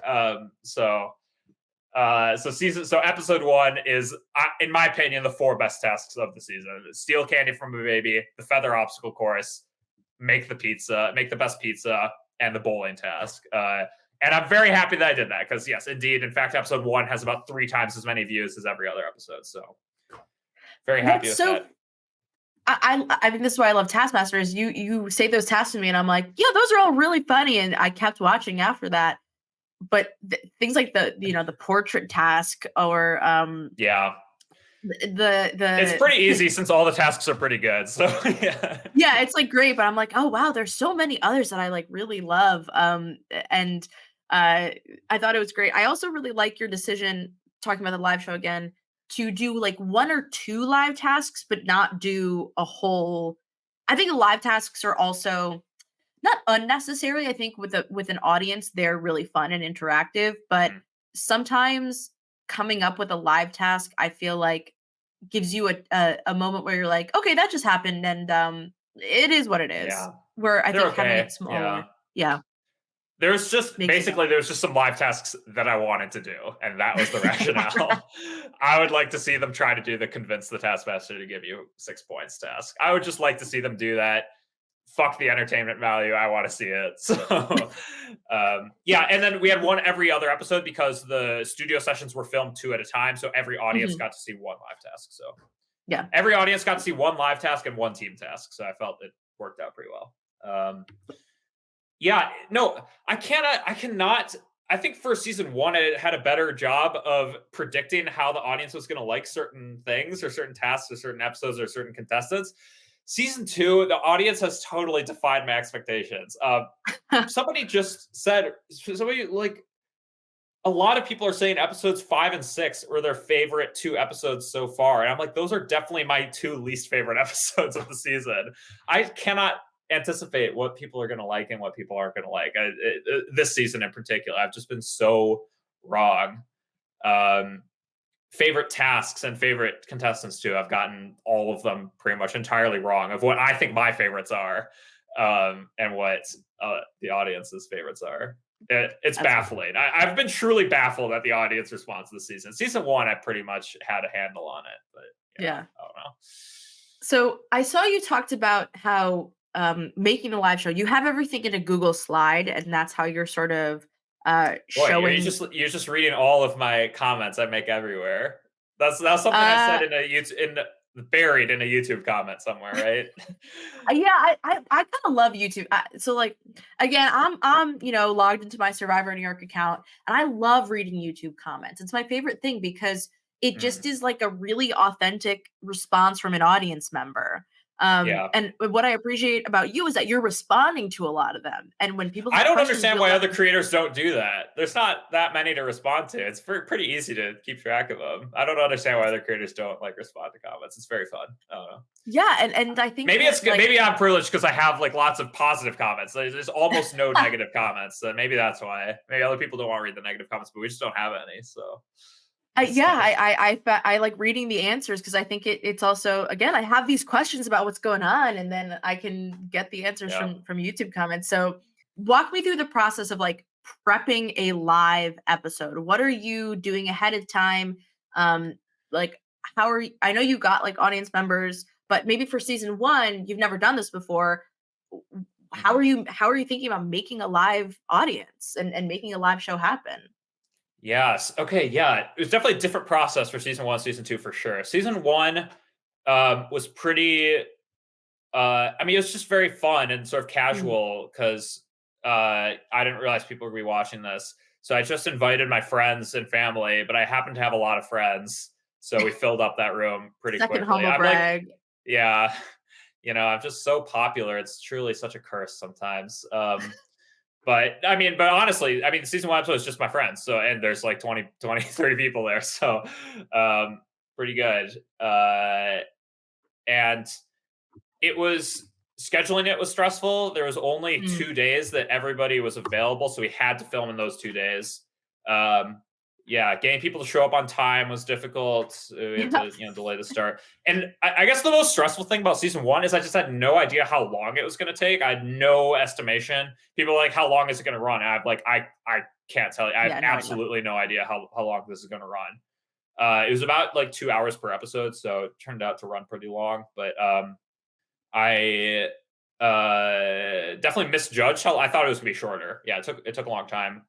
Um, Set up the cameras was a little bit stressful. I wasn't sure where we wanted the cameras, what sort of angles we wanted. We were not thinking about audio at all, so no stress there. We kind of didn't even think about it. It just assumed it was going to be fine. Um, and then I guess the biggest thing was prepping the contestants for it because Mm. most of them had not seen Taskmaster before, and I was pretty explicit in explaining to them. I got them all together and I was like, this is what basically we're looking for here. It's a very delicate balance between competitiveness and humor and like trying Yeah. or trying to argue you away from more points without going overboard. Um, I basically, because I know like a main reason that people point to as to why the U.S. Taskmaster failed was because the contestants were too competitive and they yelled too much, cared too much about the points. That's a main thing people point to as a reason for that failing. And I'm like, well, here's the second chance at an American Taskmaster. We need to, you know, I mean, I didn't really think people were going to watch it, but I'm like, if people watch it, what they're going to be looking Yeah. for is, are these people acting like obnoxious Americans, or do they understand what Taskmaster is about? So I'm like, I think what I said, I don't really remember exactly what I said to them because it was a couple years ago, but I think I said like embrace losing. Often people really like the losers. Like that's almost every season the fan favorite is whoever comes in last. So embrace losing. Try to argue for points. Explain your point of view, but do so in a humorous way. Try not to get worked up over the points. And like and definitely step in when other people are doing attempts. Step in and insult them. That's what people like. Yeah. People like sort of the snarky comments about other people's attempts and sort of upping your own, but then accepting the judgment. If like what it should be is like arguing like, oh yeah, mine's great, and as soon as somebody else says no, it's terrible, you're like, yeah, true. Like that's what the spirit is say it's great until somebody else says it's bad, and then be like, yeah, it is kind of bad actually. Because you're also gonna have like wins and losses. Like it's kind of like playing sports Yeah, where it's like you're not going to win everything. And in fact, if you do win anything, it's not as fun. Like if you yeah, have somebody who's just getting 5 stars, 5 points every single time, then there's no conflict. It's just like, oh, they're winning and nobody else has a chance of winning. yeah. What's interesting though is that Ben was like definitely emerged as like a fan favorite from season one, despite the fact he was doing everything I told him not to do, taking the scoring, arguing very passionately for his scores, not agreeing with the Taskmaster judgments, always saying that he should have gotten more points for everything. So I don't know, but I think what it was is that he was giggling and laughing and smiling throughout all of his arguments. I think that's maybe what Yeah. endeared people to him. Um, for season two, the approach to the live shows was a little bit different. Yeah, obviously, I put out something on YouTube asking people to come to the shows. We had a great response. People came from all over. People drove in from Iowa and Michigan. I mean, 9-hour drive from Michigan. Some Oh people. my God. Some my sister flew in from North Carolina. Spicy flew in from California. But we were sort of friends. But then what was really surprising is the people that flew in from California who I didn't know. No, not from, where were they from? Somebody who I didn't know did like a 6-hour drive to come, and I was like, oh my god, why? And they just like turned around and went home after that. Like they just came to see that. And then the biggest thing, and this will be revealed in the finale. I don't know if you want to cut this from the podcast, is maybe a spoiler, but in episode 8, we had a fan fly in from London to come to Taskmaster, Minnesota. Wow. And so I was so touched. I invited him on stage for the banter section for episode 8. He comes on stage at the beginning of the episode, and I ask him, why did you fly here from London? And he has a very touching, very wholesome response. I was amazed. He flew from London to see Taskmaster, Minnesota. I'm like, real Taskmaster is over there, right? Like, that's crazy. I guess I'm you'll very get invited on stage at regular Taskmaster. You get Yeah, invited on yeah, stage that's on Taskmaster, Minnesota. you get the honorary sort of like almost like a fake degree, just like, yeah, you were a contestant because you showed up here on stage. I mean, I Yeah, I was a little sad to because I saw the video where it's like, oh yeah, here's when we were filming, and I was like, oh man, it's like December. If I was 2 months earlier, like maybe I could have gone and seen an episode. Like that would have been really funny. yeah. Um, It was but fun. I mean, everybody who came was very happy they did so. It seemed like it was a lot of fun.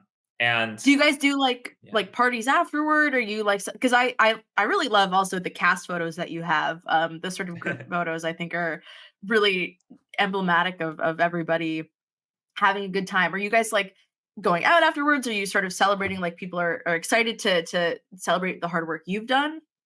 yeah, we went out to dinner after every studio session. Although not everybody came, and some people didn't come to any of them. But Ian and Bree came to all of them, and Parker came to 2 of them. Carter came to 2 of them. Jackson came to 1. Cole came to 0. Eric came to 0, I think, as well. So, um,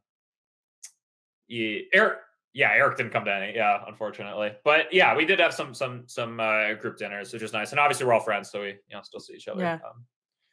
regularly. I did love And what we're doing now actually is every week we are having a watch party online of the upcoming episodes before they come out. We're doing it on Sundays the week before. So we yeah. just had one yesterday actually. For episode 7, we all got together and watched that online, which is nice. Um, uh, yeah, and we share our thoughts. So we do lots of, and whenever we see each other, we're generally talking about Taskmaster Minnesota. It's like Yeah, all we that's talk about. We just love talking about it.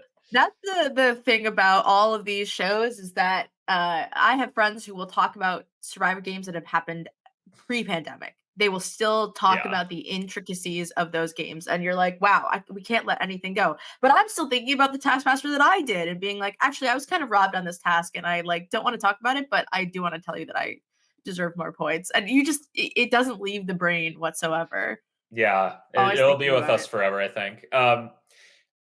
Some other things that were different to get back to your original question, some other things that were different about the season 2 studio shows was I actually sent everybody a few episodes to watch and to Mm, prepare for banter. I specifically chose not the best episodes, but I picked the 3 episodes in the whole series that I thought had the best banter sections, yeah, or the best in studio banter.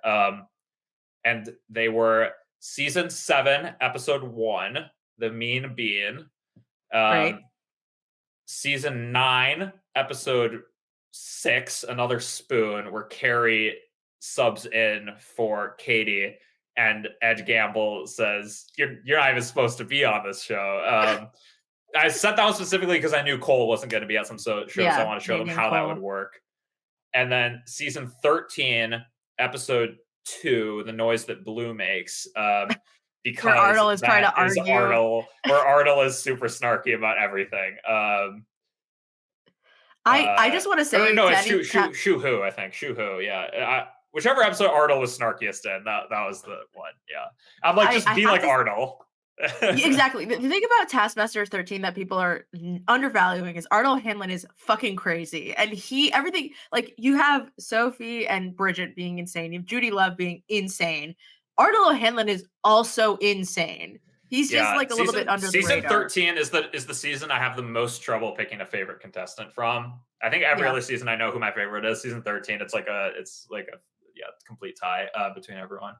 Um, Arnold is probably my number one contestant of all time in terms of studio, in terms of in studio. Wow. He's so everything he says in studio is so funny. Number one contestant in terms of being in Yeah. studio and saying funny shit. He's so funny. Who's His who's the just number one insulting just everybody. overall? Who's the all Gus around Kahn. pick? Gus Kahn's my number one overall. Everything Gus said during a task or outside made me die laughing like nobody else ever Yeah. has. So, yeah, definitely Gus. Yeah, I kind of have that same problem with you have with 13 with New Zealand too, because there's just something about like Guy Montgomery in particular, like really tickles like that part of my brain that's like, oh, this guy's fucking hilarious. Especially I feel like I find the casual Taskmaster contestant is so entertaining, and I do think that's kind of what you have in this cast where everybody's not being like loud or showy or like they're not professional comedians or attention seekers, so they're not like uh trying to be as campy as possible. Everybody's just at this level of like, yeah, hey, I don't know if you know this, but you're insane, and the things you say are insane or hilarious, and they're very calm about it, which I think people like Guy Montgomery have to their nature and their comedic persona. yeah. It's a good season. Guy is my favorite from that season, and Guy is my fourth favorite contestant overall. You Yeah, got the tier list in the head. I have a top five, but yeah. Yeah. Uh, what did you learn about your friends as contestants? Is there Mm. anything you discovered about them that you thought was unexpected or just you learned more? Did anybody like subvert your expectations or stick exactly to them? Yeah. As I talked a little bit about that with season 1, right? Already. Yeah.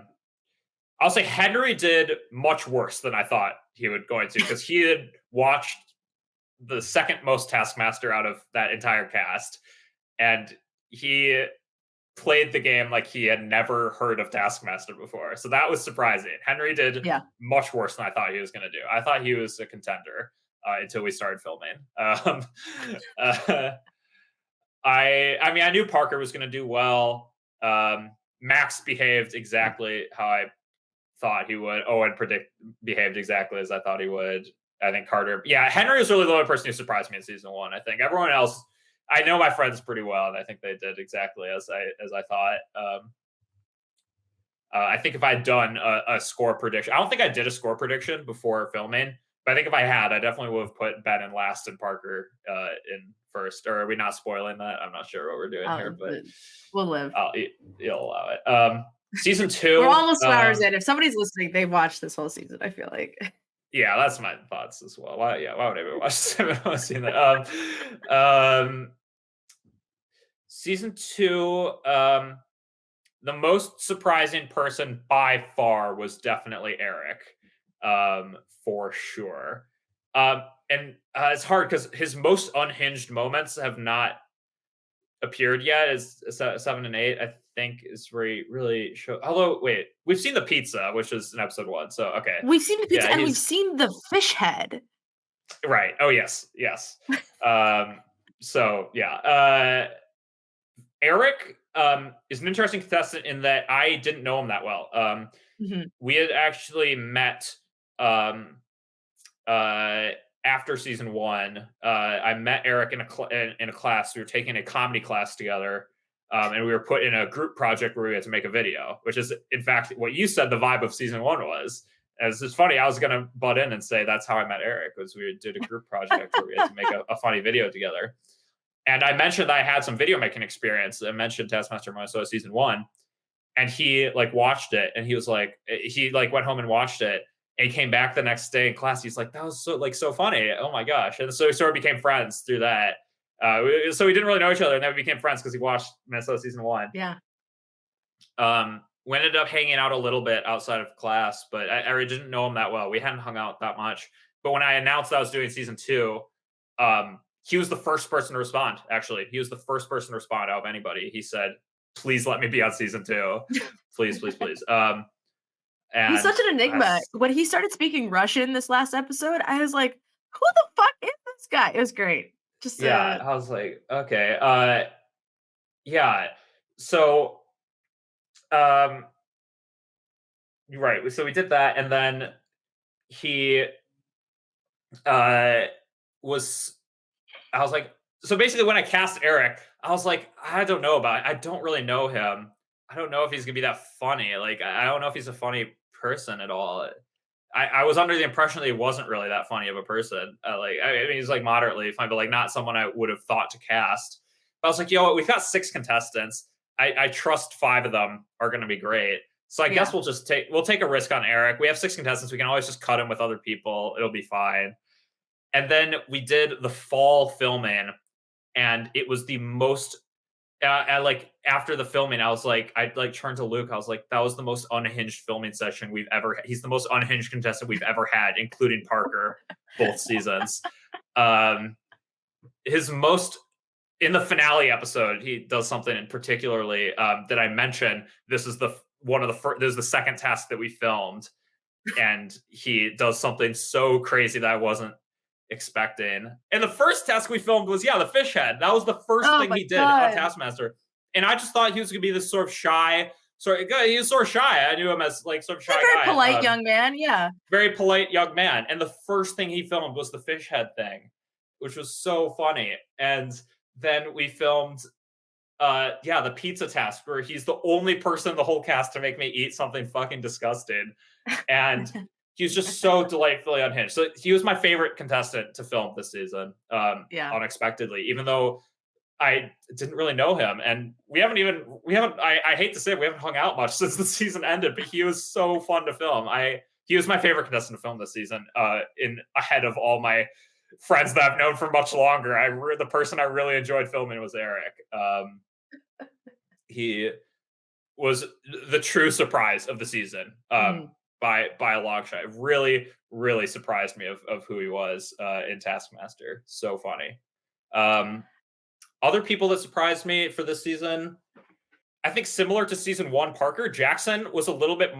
Well, no, that's not true. No, Jackson was pretty unhinged as well, which I was sort of expecting. I was talking about this last night with some friends. I was saying, yeah, Jackson wasn't as unhinged as I thought he was. And they're like, what are you talking about? Do you remember the paint task? Do you remember the feather task? Do you remember the bowling task? Do you remember I'm like, okay, yeah, good point. He was actually pretty unhinged. But he does it in such a calm manner. Yeah. You can't tell that he's being unhinged because he keeps playing it completely straight. But yeah, he Yeah, he's is just got that actually. like Midwestern like sort of voice, and he's just He's like, this so is kind of normal. This is casual. totally normal. Yeah. Um, Somebody who I think subverted my expectations a little bit is Brie. I thought that Brie was going to be, um, an this is gonna sound like an insult. I thought Brie was gonna be so logical to the point of like not funny, but actually Brie is also illogical and also sometimes takes the insane choice. And they're very funny, but I thought they were just gonna be like so smart and that it wasn't gonna be entertaining. I don't know. I'm surprised that like Brie has sort of been emerging as a fan favorite. It's not anything that any of us here in Minnesota were expecting, least of all Brie. Brie felt very bad that they were like not very entertaining on the show, and it turns out that people fucking love him. It's great. So that was unexpected. Yeah. Yeah, they got a Yeah. subtlety to them that's like very Yeah. you have to listen for it, but they're just as Yeah. funny, especially this the dream sequence where just off camera laughing. You're like, I thought you Yeah. were gonna cut that out. Yeah. No, it's funny relief there. Yeah, it is. There you go. Yeah. Yeah. Cole was an interesting casting as well. Just because I know he's such an interesting person and I know that he thinks differently from everyone else. I just wanted to Yeah. see how his mind would react to tasks. He's obviously very different from any person. If you ask me like who the analogs are in the UK Taskmaster, regular Taskmaster with contestants from our season, I don't think there is an analog for Cole. I think he's one of a kind. I can't think of anyone who ever acted like him on the regular Taskmaster. Yeah, Uh, prove you're smarter than the other contestants was such a funny, like, Cole moment where he you almost wanna be like, "Stop, stop," like, you're going too far in the wrong direction, but you don't wanna you wanna derail him yeah, almost, but you like, "Let him cook, let him cook." He's got something insane up his sleeve. yeah.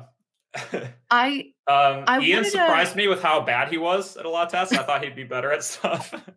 I love Ian, I think Ian's so funny. Yeah, yeah, it's good stuff. I think that's everybody. So, A question I had is what do you think makes Taskmaster Minnesota Minnesotan? What kind Mm, of is the influence of the state of Minnesota? Because I think uh, Minnesota is a great state to be Taskmaster connected. I feel like it's such a quirky place compared to a lot of the yeah. Midwest, and I think I love Minnesota. I love the my friends from there, and I think you guys all really fit the energy of Taskmaster well. What did you try how did you bring the Minnesota to Taskmaster Minnesota?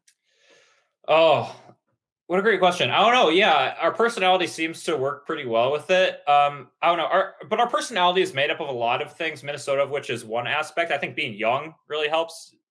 People who sort of, I think the Gen Z style of humor is actually Mm, pretty on brand with Taskmaster. Pretty self-deprecating, things like that, and finding the joy in like edits, funny cuts and stuff. mhm, I was having this conversation with uh,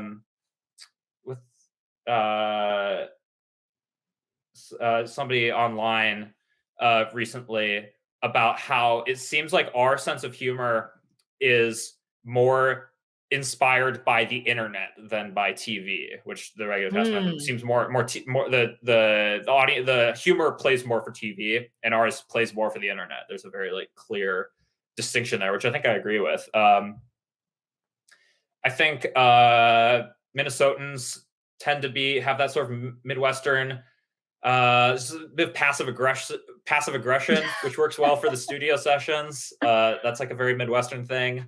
Um, but also like general politeness. We're very kind. Everybody, I mean, everyone who's on the season is just like the kindest people ever, which is very valuable for making the production in the first place. And then just in studio, I feel like there's a real sense of heart underneath. I think Yeah. sort of plays into Minnesota stuff. We're pretty direct. We're direct people, I think. Well, are we? No, I guess Minnesota is actually known for not being that direct. But you know what else it is this is my cousin's theory. My cousin's he had an interesting thing to say about it because he hates the UK Taskmaster. He does not think it's funny, but he loves our version. He thinks Wow. we are way funnier. And his theory is that I am Jewish and I'm injecting a sense of Jewish humor into it. And that's the directness, the bluntness, the self-deprecation. the fight, the sort of rebellion against authority, sort of Jewish infusions. But I don't know. I don't know how accurate that is. I think he tends to view lots of things through that lens. I Through was the like, lens of Judaism. Yeah. he did his senior capstone project on Jewish comedy, so I think he tends to view things through that lens. But I think it's a funny, I'm also Jewish. I think that's such a funny lens to look at Taskmaster through. it is interesting. I'm It's definitely interesting to think about. Yeah. I work on a TV show hosted by Phil Rosenthal, who's like, a Jewish comedy writer who like I Mhm. think made a living off of the gripes and, groans of Judaism. And like someone like David Baddiel, who I think even like makes jokes about being Jewish during Taskmaster, like it is there in a lot of ways. And Yeah. also just like complaining. I think that there's such a willingness to just complain to somebody to their face and also be able to Yeah. take that. Like people are just like literally being like, David, I fucking hate this. Why did you make me do this? And you're just like, yeah, I don't know. You're here. So you have to. Yeah. Just take it at face value. I also think the lake plays a really big part into this season. Mm.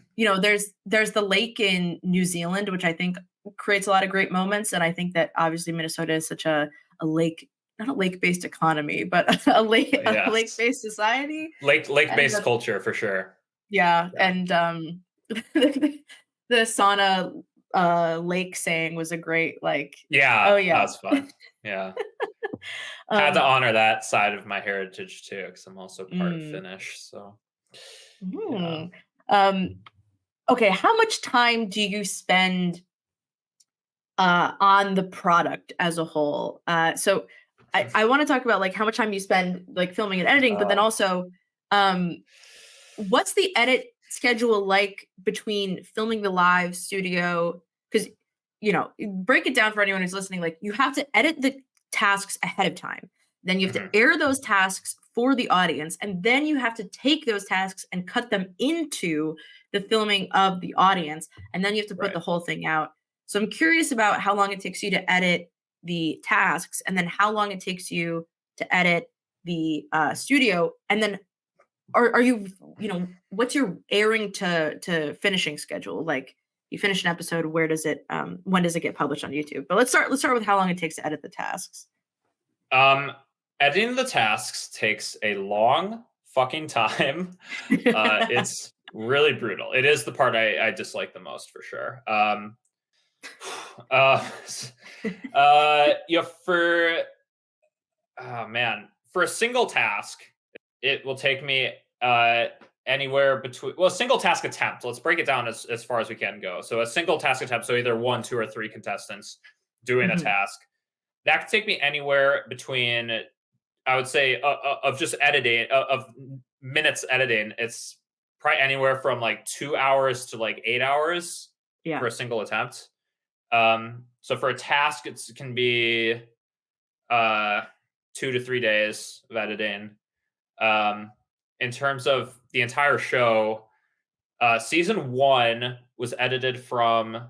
Um, you know what? Actually, give me a second, because actually somebody asked me this, and I texted them. I wrote them the answer. I emailed them, so actually I have an exact timeline here because I looked it all up. People can reach Just out real to you quick. via email with all their intricate questions. Well, that's literally what happened. Somebody emailed me and just asked me how long did editing take, and I wrote it. He asked me what the timeline was. Here's the Yeah. timeline. That's exactly what I emailed him. So season one, I wrote tasks in April. We filmed from May through July. So editing was basically from June through August. The studio sessions were in August. So I edited pretty fast, season one, 2 to 3 months, because Owen had to go back to school in Wisconsin at the end of August. So we had to get studio done by then. So I was just editing as fast as possible. And then we released the first episode in October. So the studio sessions were in August and then released in October. I Mm. think I'd only finished episode one and I just released it. And I was just like, I'll just edit the rest of them as they come up, because people just wanted to see the episode really quickly. So because Yeah. people have been hearing about it. My friends, they're like, oh, I want to see it. The people who weren't able to come to studio shows are like, I want to see it. So I was just like, okay, I'll just release it. But then I was trying to keep to like a one a week timeline, and that didn't It's work out. tough. So I think a couple episodes in season one got delayed. I don't quite remember. Okay, season two, we filmed tasks in September and October of 2022. and I was editing throughout the winter. I think I finished editing in maybe February. And then we filmed Cabin Tasks from May through July of 2023. So 3 months there. And then we filmed the team tasks in August. And then there was just editing throughout all the way through September. So really June, July, August, September was all editing. And then we filmed in October. And then and then October, November, December, I edited the first 5 episodes in studio to give myself a little bit of a buffer this time. And the first episode came out in December with 4 stored in the bank. And I was Yeah. editing. I'm not done editing yet. I'm halfway through the finale right now, so I'm almost done. But Yeah. You always reach a point where you're just playing catch up and hoping that nobody cares if it comes out a yeah, day later. in terms of how much I was editing, basically while I was editing, I would basically edit anywhere from 20 to 40 hours a week while also working a full-time job. Um, Pretty much a nonstop for the entire year. I was really editing throughout the year. I estimate around 300, 400 hours of editing, I think, overall for season 2. Do you have Um, anyone helping you at all, like watching footage, or is it really just like it's easier if I just do the whole thing?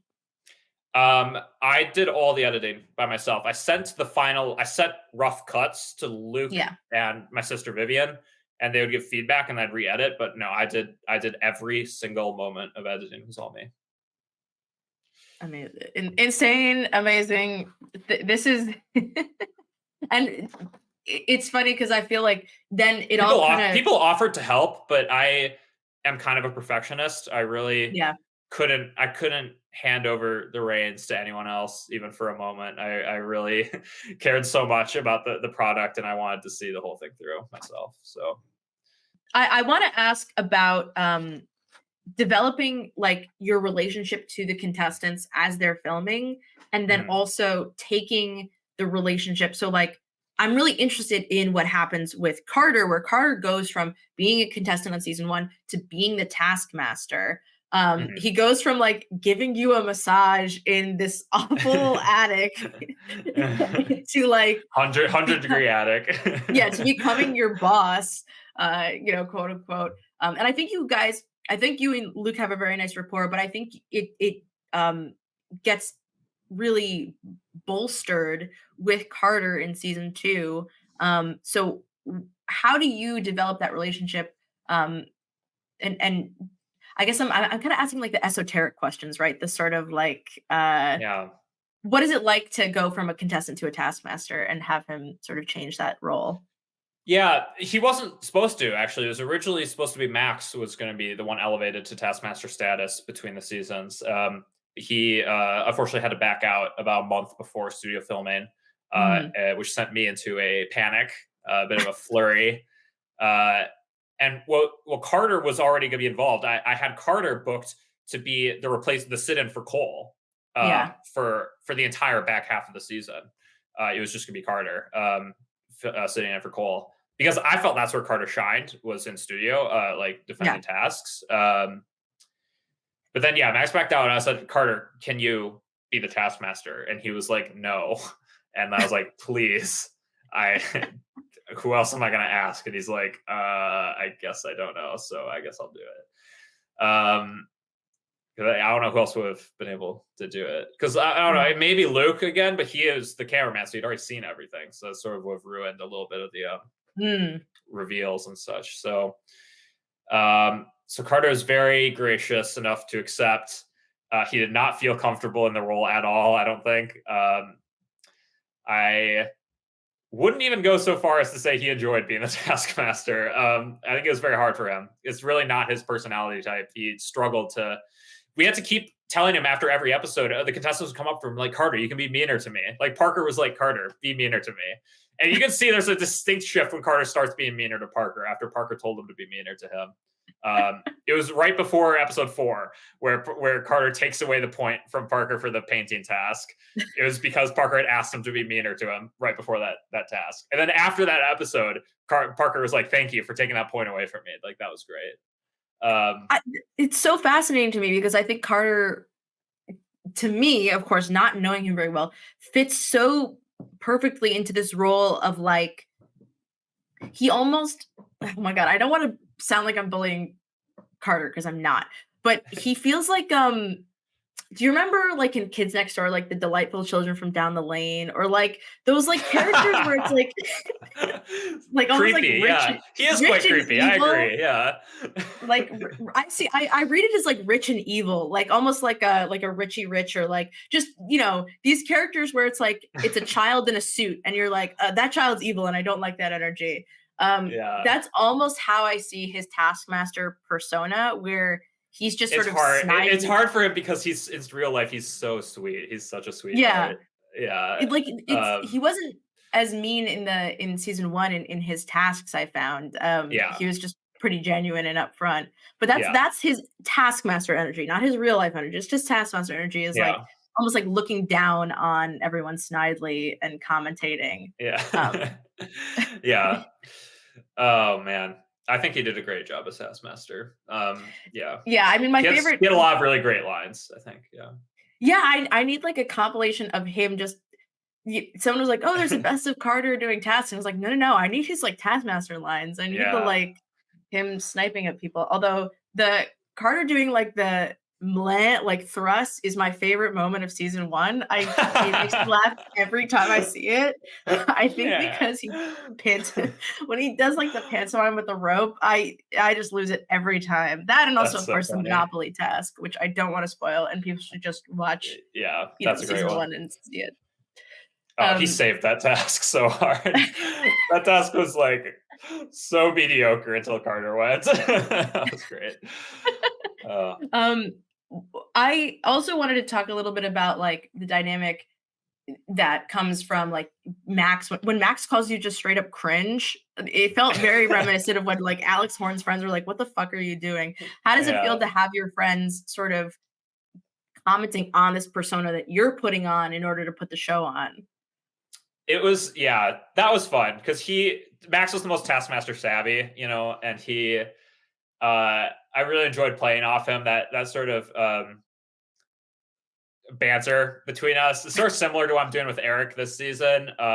Having somebody who's quite antagonistic to me. It was definitely Max in season one, and Eric in season two has sort of picked up his torch, and it's really funny. I liked my favorite moment of filming with Max was when I got to turn the tables on him because he had been quite mean to me. But when um, my favorite moment of Max in season one is when he realizes the die that he's rolling is all fives. Is a fake die, and he's like, "Oh my god!" And he just laughs because he can't believe it. Such a genuine moment from him. I think I don't know. I think our relationship in the show is very similar to our relationship in real life. There is a lot of snipping back and forth, and it's always just so fun. I think the most accurate. I think Max in a nutshell. The moment that sums him up the best is the fort task, where we're arguing in. Yeah, I think somebody mentions it in studio. We weren't arguing in studio. We were arguing at the time while we were filming it about whether or not he left the fort during his martial arts exhibition. He's like, "Oh, yeah, well, no, but like I didn't leave the realm of martial arts mentality. I didn't leave that headspace in the moment, so that doesn't really count." And I'm like, but you're saying you did leave the fort. He's like, well, I wouldn't really well, you sort of have to understand martial arts to understand. So I wouldn't really expect you to understand. Like, that is just so classic, Max. Very funny. I poor Max. When Max is revealed that he's the only one who correctly followed the path of the puzzle, the escape room, Oh quote yeah, unquote. It's a great like that's what I enjoy about Taskmasters is those moments where you're it reminds me of like the kids in school who like always did their homework, and then you have somebody who like just didn't study and gets an A on the test. You're like, what the fuck? Like I did way more work and I deserve more points, but yeah. sometimes it's just not how it works. And he was especially upset because he knew I'd hidden a lighter in that room. He noticed the lighter was gone. He's like, "You hid this somewhere in here, didn't you?" I'm like, I don't know. And he was looking for it. He looked all over for the lighter and couldn't find it. So we're especially frustrated when Ben walked in and found it within a minute. He was flabbergasted. Uh, so Uh, just to wrap up about TMMN, mhm, what do you think works about your show when trying to emulate Taskmaster? What have you found is mm, um is successful, whether it's in the process or whether it's in like the creation, that like you feel you're really evoking the spirit of Taskmaster that is getting Taskmaster fans so excited about yeah, watching. People yeah. are like, I'm again genuinely more excited for the end of this season than I am for season 17 or for Champion of Champions. So what is it that you're like you Wow. find that you're evoking from Taskmaster? I think we owed our success to a few things. I think the first thing is task design, which I'm complimenting myself here, but the task design is really great. Mm, I think it's something that people have said a lot. The the tasks have been. I'm really proud of the tasks. I think they're really creative. I think they have all these opportunities. I think they invite all these people to.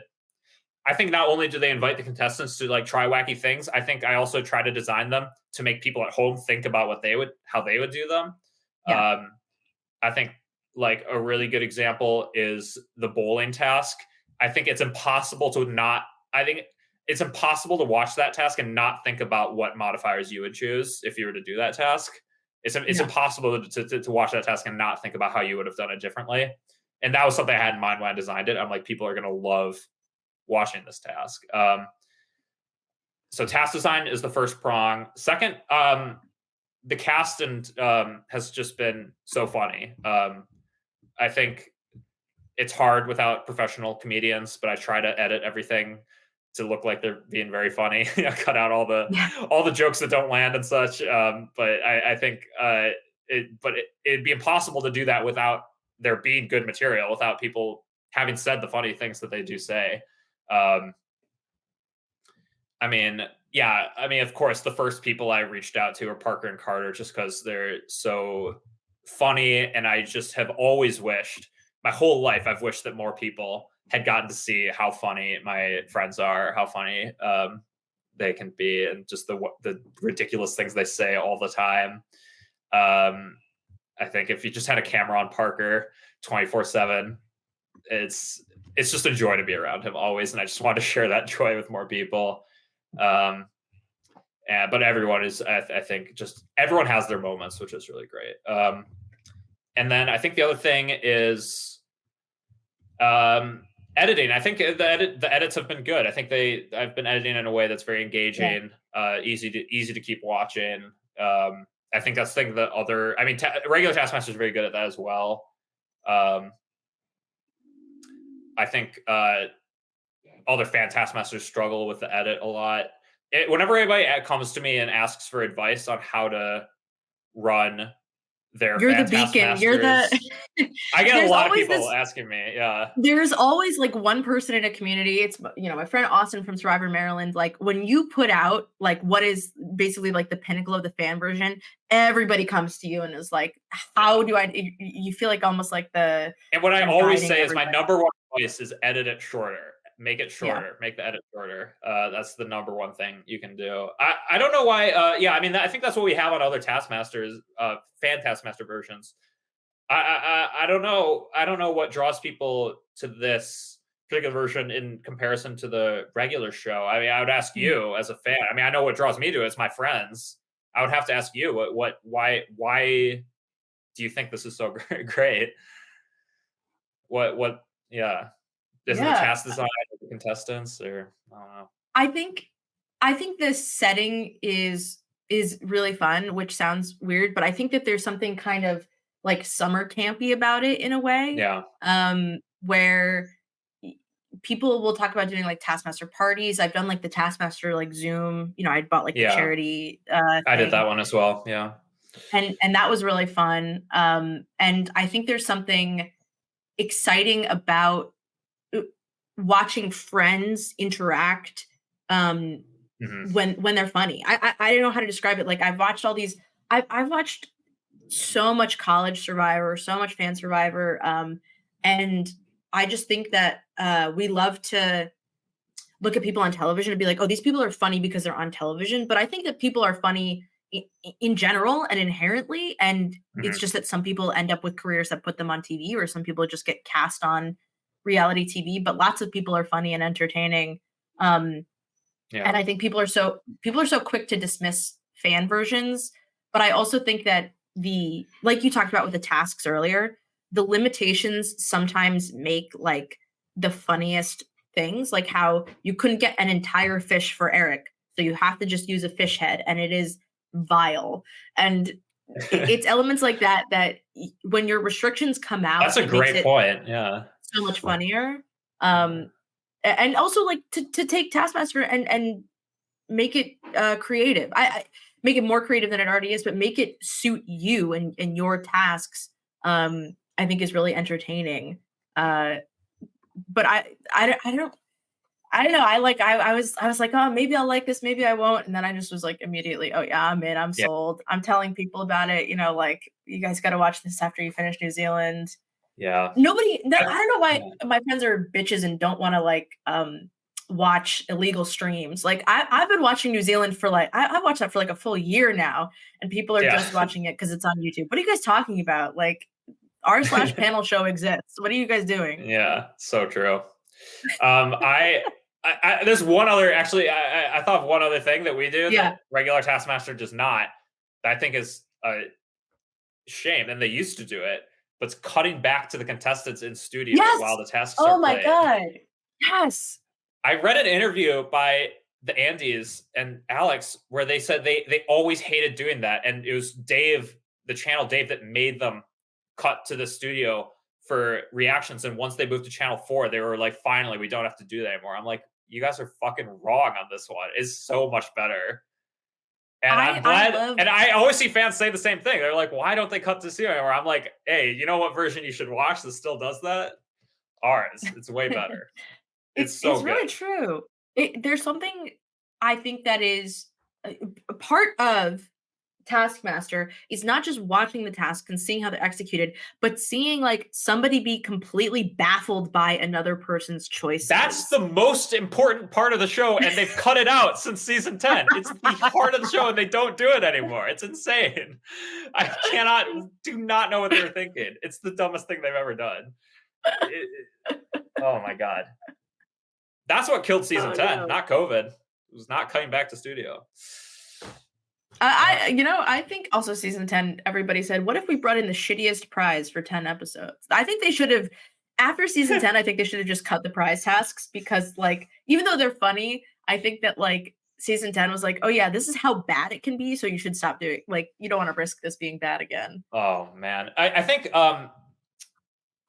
yeah, it actually comes to like theory of comedy and like people shit on laugh tracks all the time. People say Big Bang Theory, Friends, are garbage shows because they have Yeah. laugh tracks. Um, laughter having, but Taskmaster has a laugh track. Nobody says Taskmaster's a shit show. People people are unfair to laugh tracks. I guess the idea is that if it's like an artificial laugh track, but even like things with studio, people shit on shows that have like studio audiences. Yeah. I think I think it's a controversial opinion. I think they're good. I think and people don't think about the fact that Taskmaster has a studio audience the same way that those like trashier shows do. It's not the laughter that's the problem. Laughter, I think, is actually really helpful. I think it makes the show better. Hearing people laugh, there's something like biological, I think, about Yeah. hearing other people laugh. It's like when you watch a funny movie by yourself and versus with friends. When you watch it by yourself, you often don't laugh, or a funny YouTube video, you often don't laugh when you're watching it on your own. And when you're watching with other people, you laugh a lot more because laughter is like biologically and like evolutionarily like a social activity, right? It's about how you signal to other people that you enjoy something, that you think something is funny. Mm. Um, and when you hear that signal from other people, your body wants to do the same thing. So, and then showing the faces laughing as in studio is part of that. It adds to that effect. That's why I think Yeah, it's so effective. There's see, real and science behind it. I real I Yeah. think there's something to be said about, like, why America doesn't like panel shows, and, like, the whole, like, debate that's been raging on for years and years about, like, British comedy versus American comedy. But I think it's true that, like, the panel show environment breeds, I think, like, better performances, and it creates, like, a need to please the audience that makes it a better back and forth. That I'm so glad that you guys have a live show, because I think that a lot of Taskmaster fails without the live show and without, like, people laughing at your decisions. Because otherwise, it can just be like almost like a vlog where if there's nobody laughing and there's no sound, it's just watching somebody be kind of funny, and you're like, okay, that was kind of funny. Sure, they made a little witty joke, but it almost feels forced versus having the audience to observe it and feel like it's just this Yeah. person's insane mind on display. Yeah, and that's what I said, and well, that's what I said verbatim to every studio audience before we started filming. Everything you just said. That's exactly what I said to the You said, audiences. "Please clap." Yeah. Yeah, I did. I literally said, "Please clap" before each episode. I have footage of me saying, "Please clap" 4 times. Yeah, it's so Um, important. I Yeah, just also the last thing I wanna say is yeah. the hardest I've laughed is the song task, with Carter and Parker. I think it is, Oh, uh, the birthday song. genius. Yeah, The birthday song is so funny, and it takes this dip in the middle, and then it comes right back around. I think, like, those 2, it almost feels uh, like, it feels like having, like, little brothers, and then they've just like, "Hey, we have a show for you." mhm. And they show you the most insane thing. You're like, "Oh, okay. Who taught you that? You shouldn't watch YouTube Yeah. but unsupervised anymore." They're great. Thank you. Yeah, that's a great task. That's one of my favorites from that season. Um, Uh, okay, so I wanna ask, do you think any of your editing was influenced by the genius or the style of the genius? Do you think that you oh, absorbed anything from such a highly edited program and took it to heart for a different show? maybe the flashback sequences in the oh wait, have we had those yet? We had one during the baby task. Mm, The steal candy from a baby when I flash back to me hiding the moving the step ladder to the spot. There's another flashback sequence next week so I guess those maybe, but I yeah. think I was more inspired by The Amazing Race. Actually, that's the reason Wow. I don't watch Survivor, but I watch a lot of Amazing Race. And when we were watching, when our group was doing a live watch through of the golf task in episode 2, my sister was like, this is Amazing Race editing, isn't it? I'm like, yes, it is. Like I did the split screen and like that was Yeah. definitely it. That was directly inspired by Amazing Race for sure. I Otherwise, love I the try Amazing to Race. take otherwise I mostly take inspiration. I think from Taskmaster editing. I Mhm. watch, especially if we're doing a task that's already been done. I'll just watch that task again and try to edit it in sort of a similar way. I use the same music a lot for the adapted tasks. Mm. I use the same music that they're using for that task because I'm like, well, it worked, so there we go. I think for all the live tasks, I believe I've used the same music that was playing in that live task in the actual episode. So I I think like mostly I take inspiration from Taskmaster, a little bit from Amazing Race. I would say not so much Panel from Genius, Manage. but yeah, God, The Amazing Race is underrated, although The Amazing Race is underrated, and I think what it executes is it's a fascinating show. I want to interview yeah, somebody who worked on The Amazing Race so badly. I yeah. want to know the logistics of everything. Um, it's the best. So, David, what if you want to I think we're at our natural conclusion, but I want to ask Okay. what maybe other Taskmasters you've watched, like you've talked about Roblox Taskmaster on the season, Minecraft like Taskmaster. Minecraft. Sorry, this is this is how you can tell that I am a millennial and not Gen Z. I see. David, you've talked about Minecraft Taskmaster, and I'm curious. You've given them a platform. Like, what other things do you like? What shows or content do you like to watch that you think deserves a spotlight or some recognition?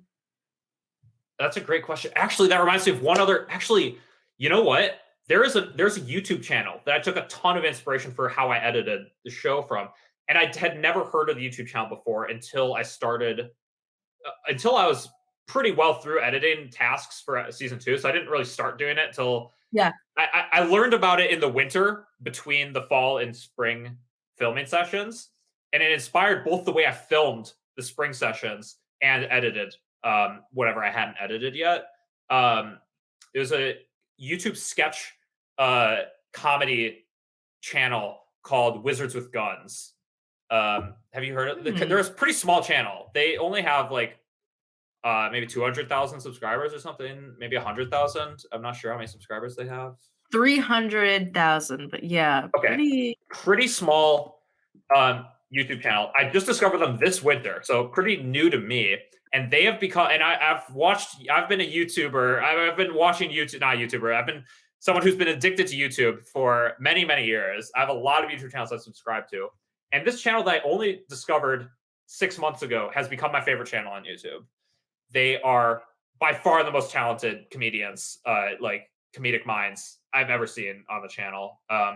Every single one of their videos is laugh out loud funny, and the way they edit them really inspired me. I realized how much comedy they were getting out of zooms and framing, and I Mm, and Luke was the person who introduced me to the channel, and I came back to him. I'm like, let's start filming like these guys do.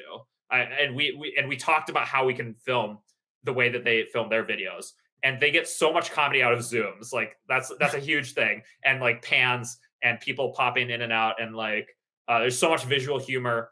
Um, I mean, obviously the scripts and stories are very funny. yeah, But I think something that doesn't get, but something that's maybe harder to notice is how much of their humor comes from the way they shoot things. So that was actually a big. So thank you for sort of reminding me about that. That was, yeah, that was actually a really direct inspiration where I specifically said, let's film like these guys do because they're so funny. Criminally underrated channel. I mean, nobody knows who they are, but they're so funny. And other stuff I watch, new TV. I mean, yeah. So yeah, Minecraft Taskmaster is it. Yeah, for my money, probably the best fan made Taskmaster that's not mine. And there's an Italian Taskmaster as well, and he's on he's on the next episode. I invited him to send it. He sends in a video. Um, that's pretty good. hilarious. Um, I don't know. Most of the fan Taskmasters I don't really like that much, to be honest. I think it's fair. I think that They're for pretty every rough. hit, there's Um, like flops. there's one that was quite good. It came out a long time ago, and it only has 300 views on YouTube. But it's the best. This is the best one I'd seen before. That when I made mine, that was the only good one I'd Yeah. seen. I don't remember what it's called, unfortunately. It's like Ben's Taskmaster or something. I don't know. It was just some guy. Um, And it only has 300 views, so it's gonna be very hard to find. So I apologize to any viewers who are trying to look for it. But Ben, if you're listening, what yeah, about outside of Taskmaster? Anything just in particular, like Wizards with Guns, that you are either influenced by or just really love watching and tuning into their stuff? um, yeah. Let me think. Um, I don't know. I watched Jet Lag. That's pretty good. I don't know if Mm, that's so much of an inspiration. I think actually what another inspiration is I think a lot of my personal style of humor, like just who I am as a person in general, like outside of Taskmaster as well, but as well as inside Taskmaster. I think a lot of humor comes from Jake and Amir, long running college humor web series. That's like my favorite web series of all time. I think I it defines a lot of my humor. I don't. This is, I would say that my entire life is heavily influenced by College Humor and heavily influenced by everything that they did on that site. I almost did a College Humor video when I was in high school, and like Wow. my mom wouldn't let me go to the city to film it, and Aw. it hurt Sad. pretty much. Jake and Amir is like such a. I think College Humor in general is a great example of like working with a short time frame and being funny as fast as possible. Yes, true. That's true. In and out. Um, I think it also starts. Parker and I are both big fans of Jake and Amir, and I think it defines a lot of his humor as well. I feel like you can tell a lot. He's very Amir like. I'm very Jake, and he's very Amir. So yeah, I think it works pretty well. So good. And Amazing. one other thing I guess I'll say is I will say going back to like laughter as a tool. My two favorite shows in the whole world both use laughter as a huge tool, as like a main part of the show. First being Taskmaster, obviously, but the other show like really actively, very obviously uses laughter as the main. Probably the main selling point of the show, which is my second favorite show of all time, is Impractical Jokers. Ah, I think I think people give it a bad rap, but it is so good. It's really good. If you do you have any opinions on it? I love Sal. I think Sal's hilarious. That's my Yeah, kind of but like they also my use dad. laughing as a major tool of the show. The funniest things is when they're laughing at the guy. Yes. That's the funny part, is them Sal falling down laughing. So that's my second favorite show in the world, is Impractical I, Jokers. Yeah. I think it's a good elaboration on what you're saying, because you're looking to them to make you laugh. You're saying, "Oh, this is so funny that it made Joe laugh."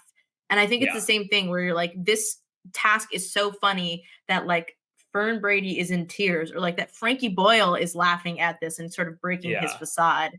And I think it's a And it's the shame we don't same get to sort see of it more. vibe as Taskmaster Minnesota, where it's just friends hanging out, making each other laugh, which is what people like to see. Right. So, Incredible. You guys are the next Impractical Jokers. I'm calling it oh now. gosh. Yeah. That would be um, more difficult to recreate. Yeah, it's true. That would be brutal. And That'd be brutal. an element of like what didn't work on Taskmaster at all, of course, like interacting with the public and filming in public. Mhm. Um, Yeah, it didn't interesting that play for the British audience, I guess. I don't know. I don't I know. feel I feel Yeah. like it's a there's something about Taskmaster where you're watching the contestants struggle that doesn't feel right. Like when like Sam Campbell runs outside to try and get somebody to interact with him and like nobody will, you're kind of like, Yeah. you guys don't want to talk to this comedian? Like, what's wrong with you? Yeah. Uh, So I just want to I want to thank you for being here with me. I also want to plug the thing that I'm the production, the thing that I'm most into right now, which is Quentin Reviews on YouTube. So if anyone has not watched he has like a 9-hour long video on the TV show Sam and Cat. And I think oh it's a my great history gosh. of Nickelodeon and a great history of the transition from cable television being the largest place for kids to get their entertainment to the transition to YouTube, and how television dealt with that, and how they fell behind the 8 ball on getting kids to tune in. His videos are incredible, and also talks a lot about the Jeanette McCurdy and her book, I'm Glad My Mom Died, which is also a great piece Mhm. of content that people should watch. So if you're looking for a way to spend like 48 hours of your life, Quentin Reviews YouTube videos are the place to be. Oh, Um, that's great. I don't know what I'm going to do with my life now that Taskmaster's coming to an end after spending 40 hours a week on it for the last year. yeah. So, Well, I think this begs the most important question, David, which I'm sure people ask you all the time. Do you want to do a season 3? Do you think about it? Have you considered? I'll say this. I will never do a production at this scale again. Um, Yeah. I in some ways I'm glad that we made a season 2. I don't think I'm going to do a third season. I I could see myself perhaps doing one episode special in a couple years, but I will definitely never do anything at that scale again. It was too much. I think 8 episodes was insane. I don't know who let me do that. It was not right. uh, so it'll never be anything at that scale again. But I would be open to maybe doing a one episode special in a long after I have a long break. Sure. Well, I'm glad that you did it in the first place. Thank you for making all these, because I think it has been a real highlight to end the year and start the year, and get to be familiar Yeah, with everybody. it's been And of cool to course, be you're sort of special. famous. That's like quite cool. Just rake it in the YouTube views. Probably no Yeah. money, right? You can't monetize your stuff. No.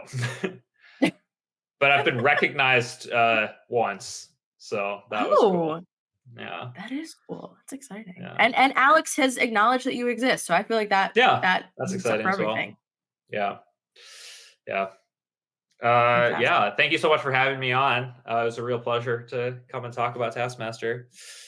It was so much fun. Thank you for listening. You don't need to hang up right away, but sometimes I Okay. say, okay, thanks everyone, and then people will just leave. Like, oh, that was. Thank you, David, for being here. Thank you, the audience, for listening. Make sure to look in the description because that's where I put everything. I don't need to plug anything in the end. If you know me, you know me. Thanks for listening to Production Value. I can't wait to be back with my next guest, who is, I don't know yet, but they will be there. And thank you for listening. Bye.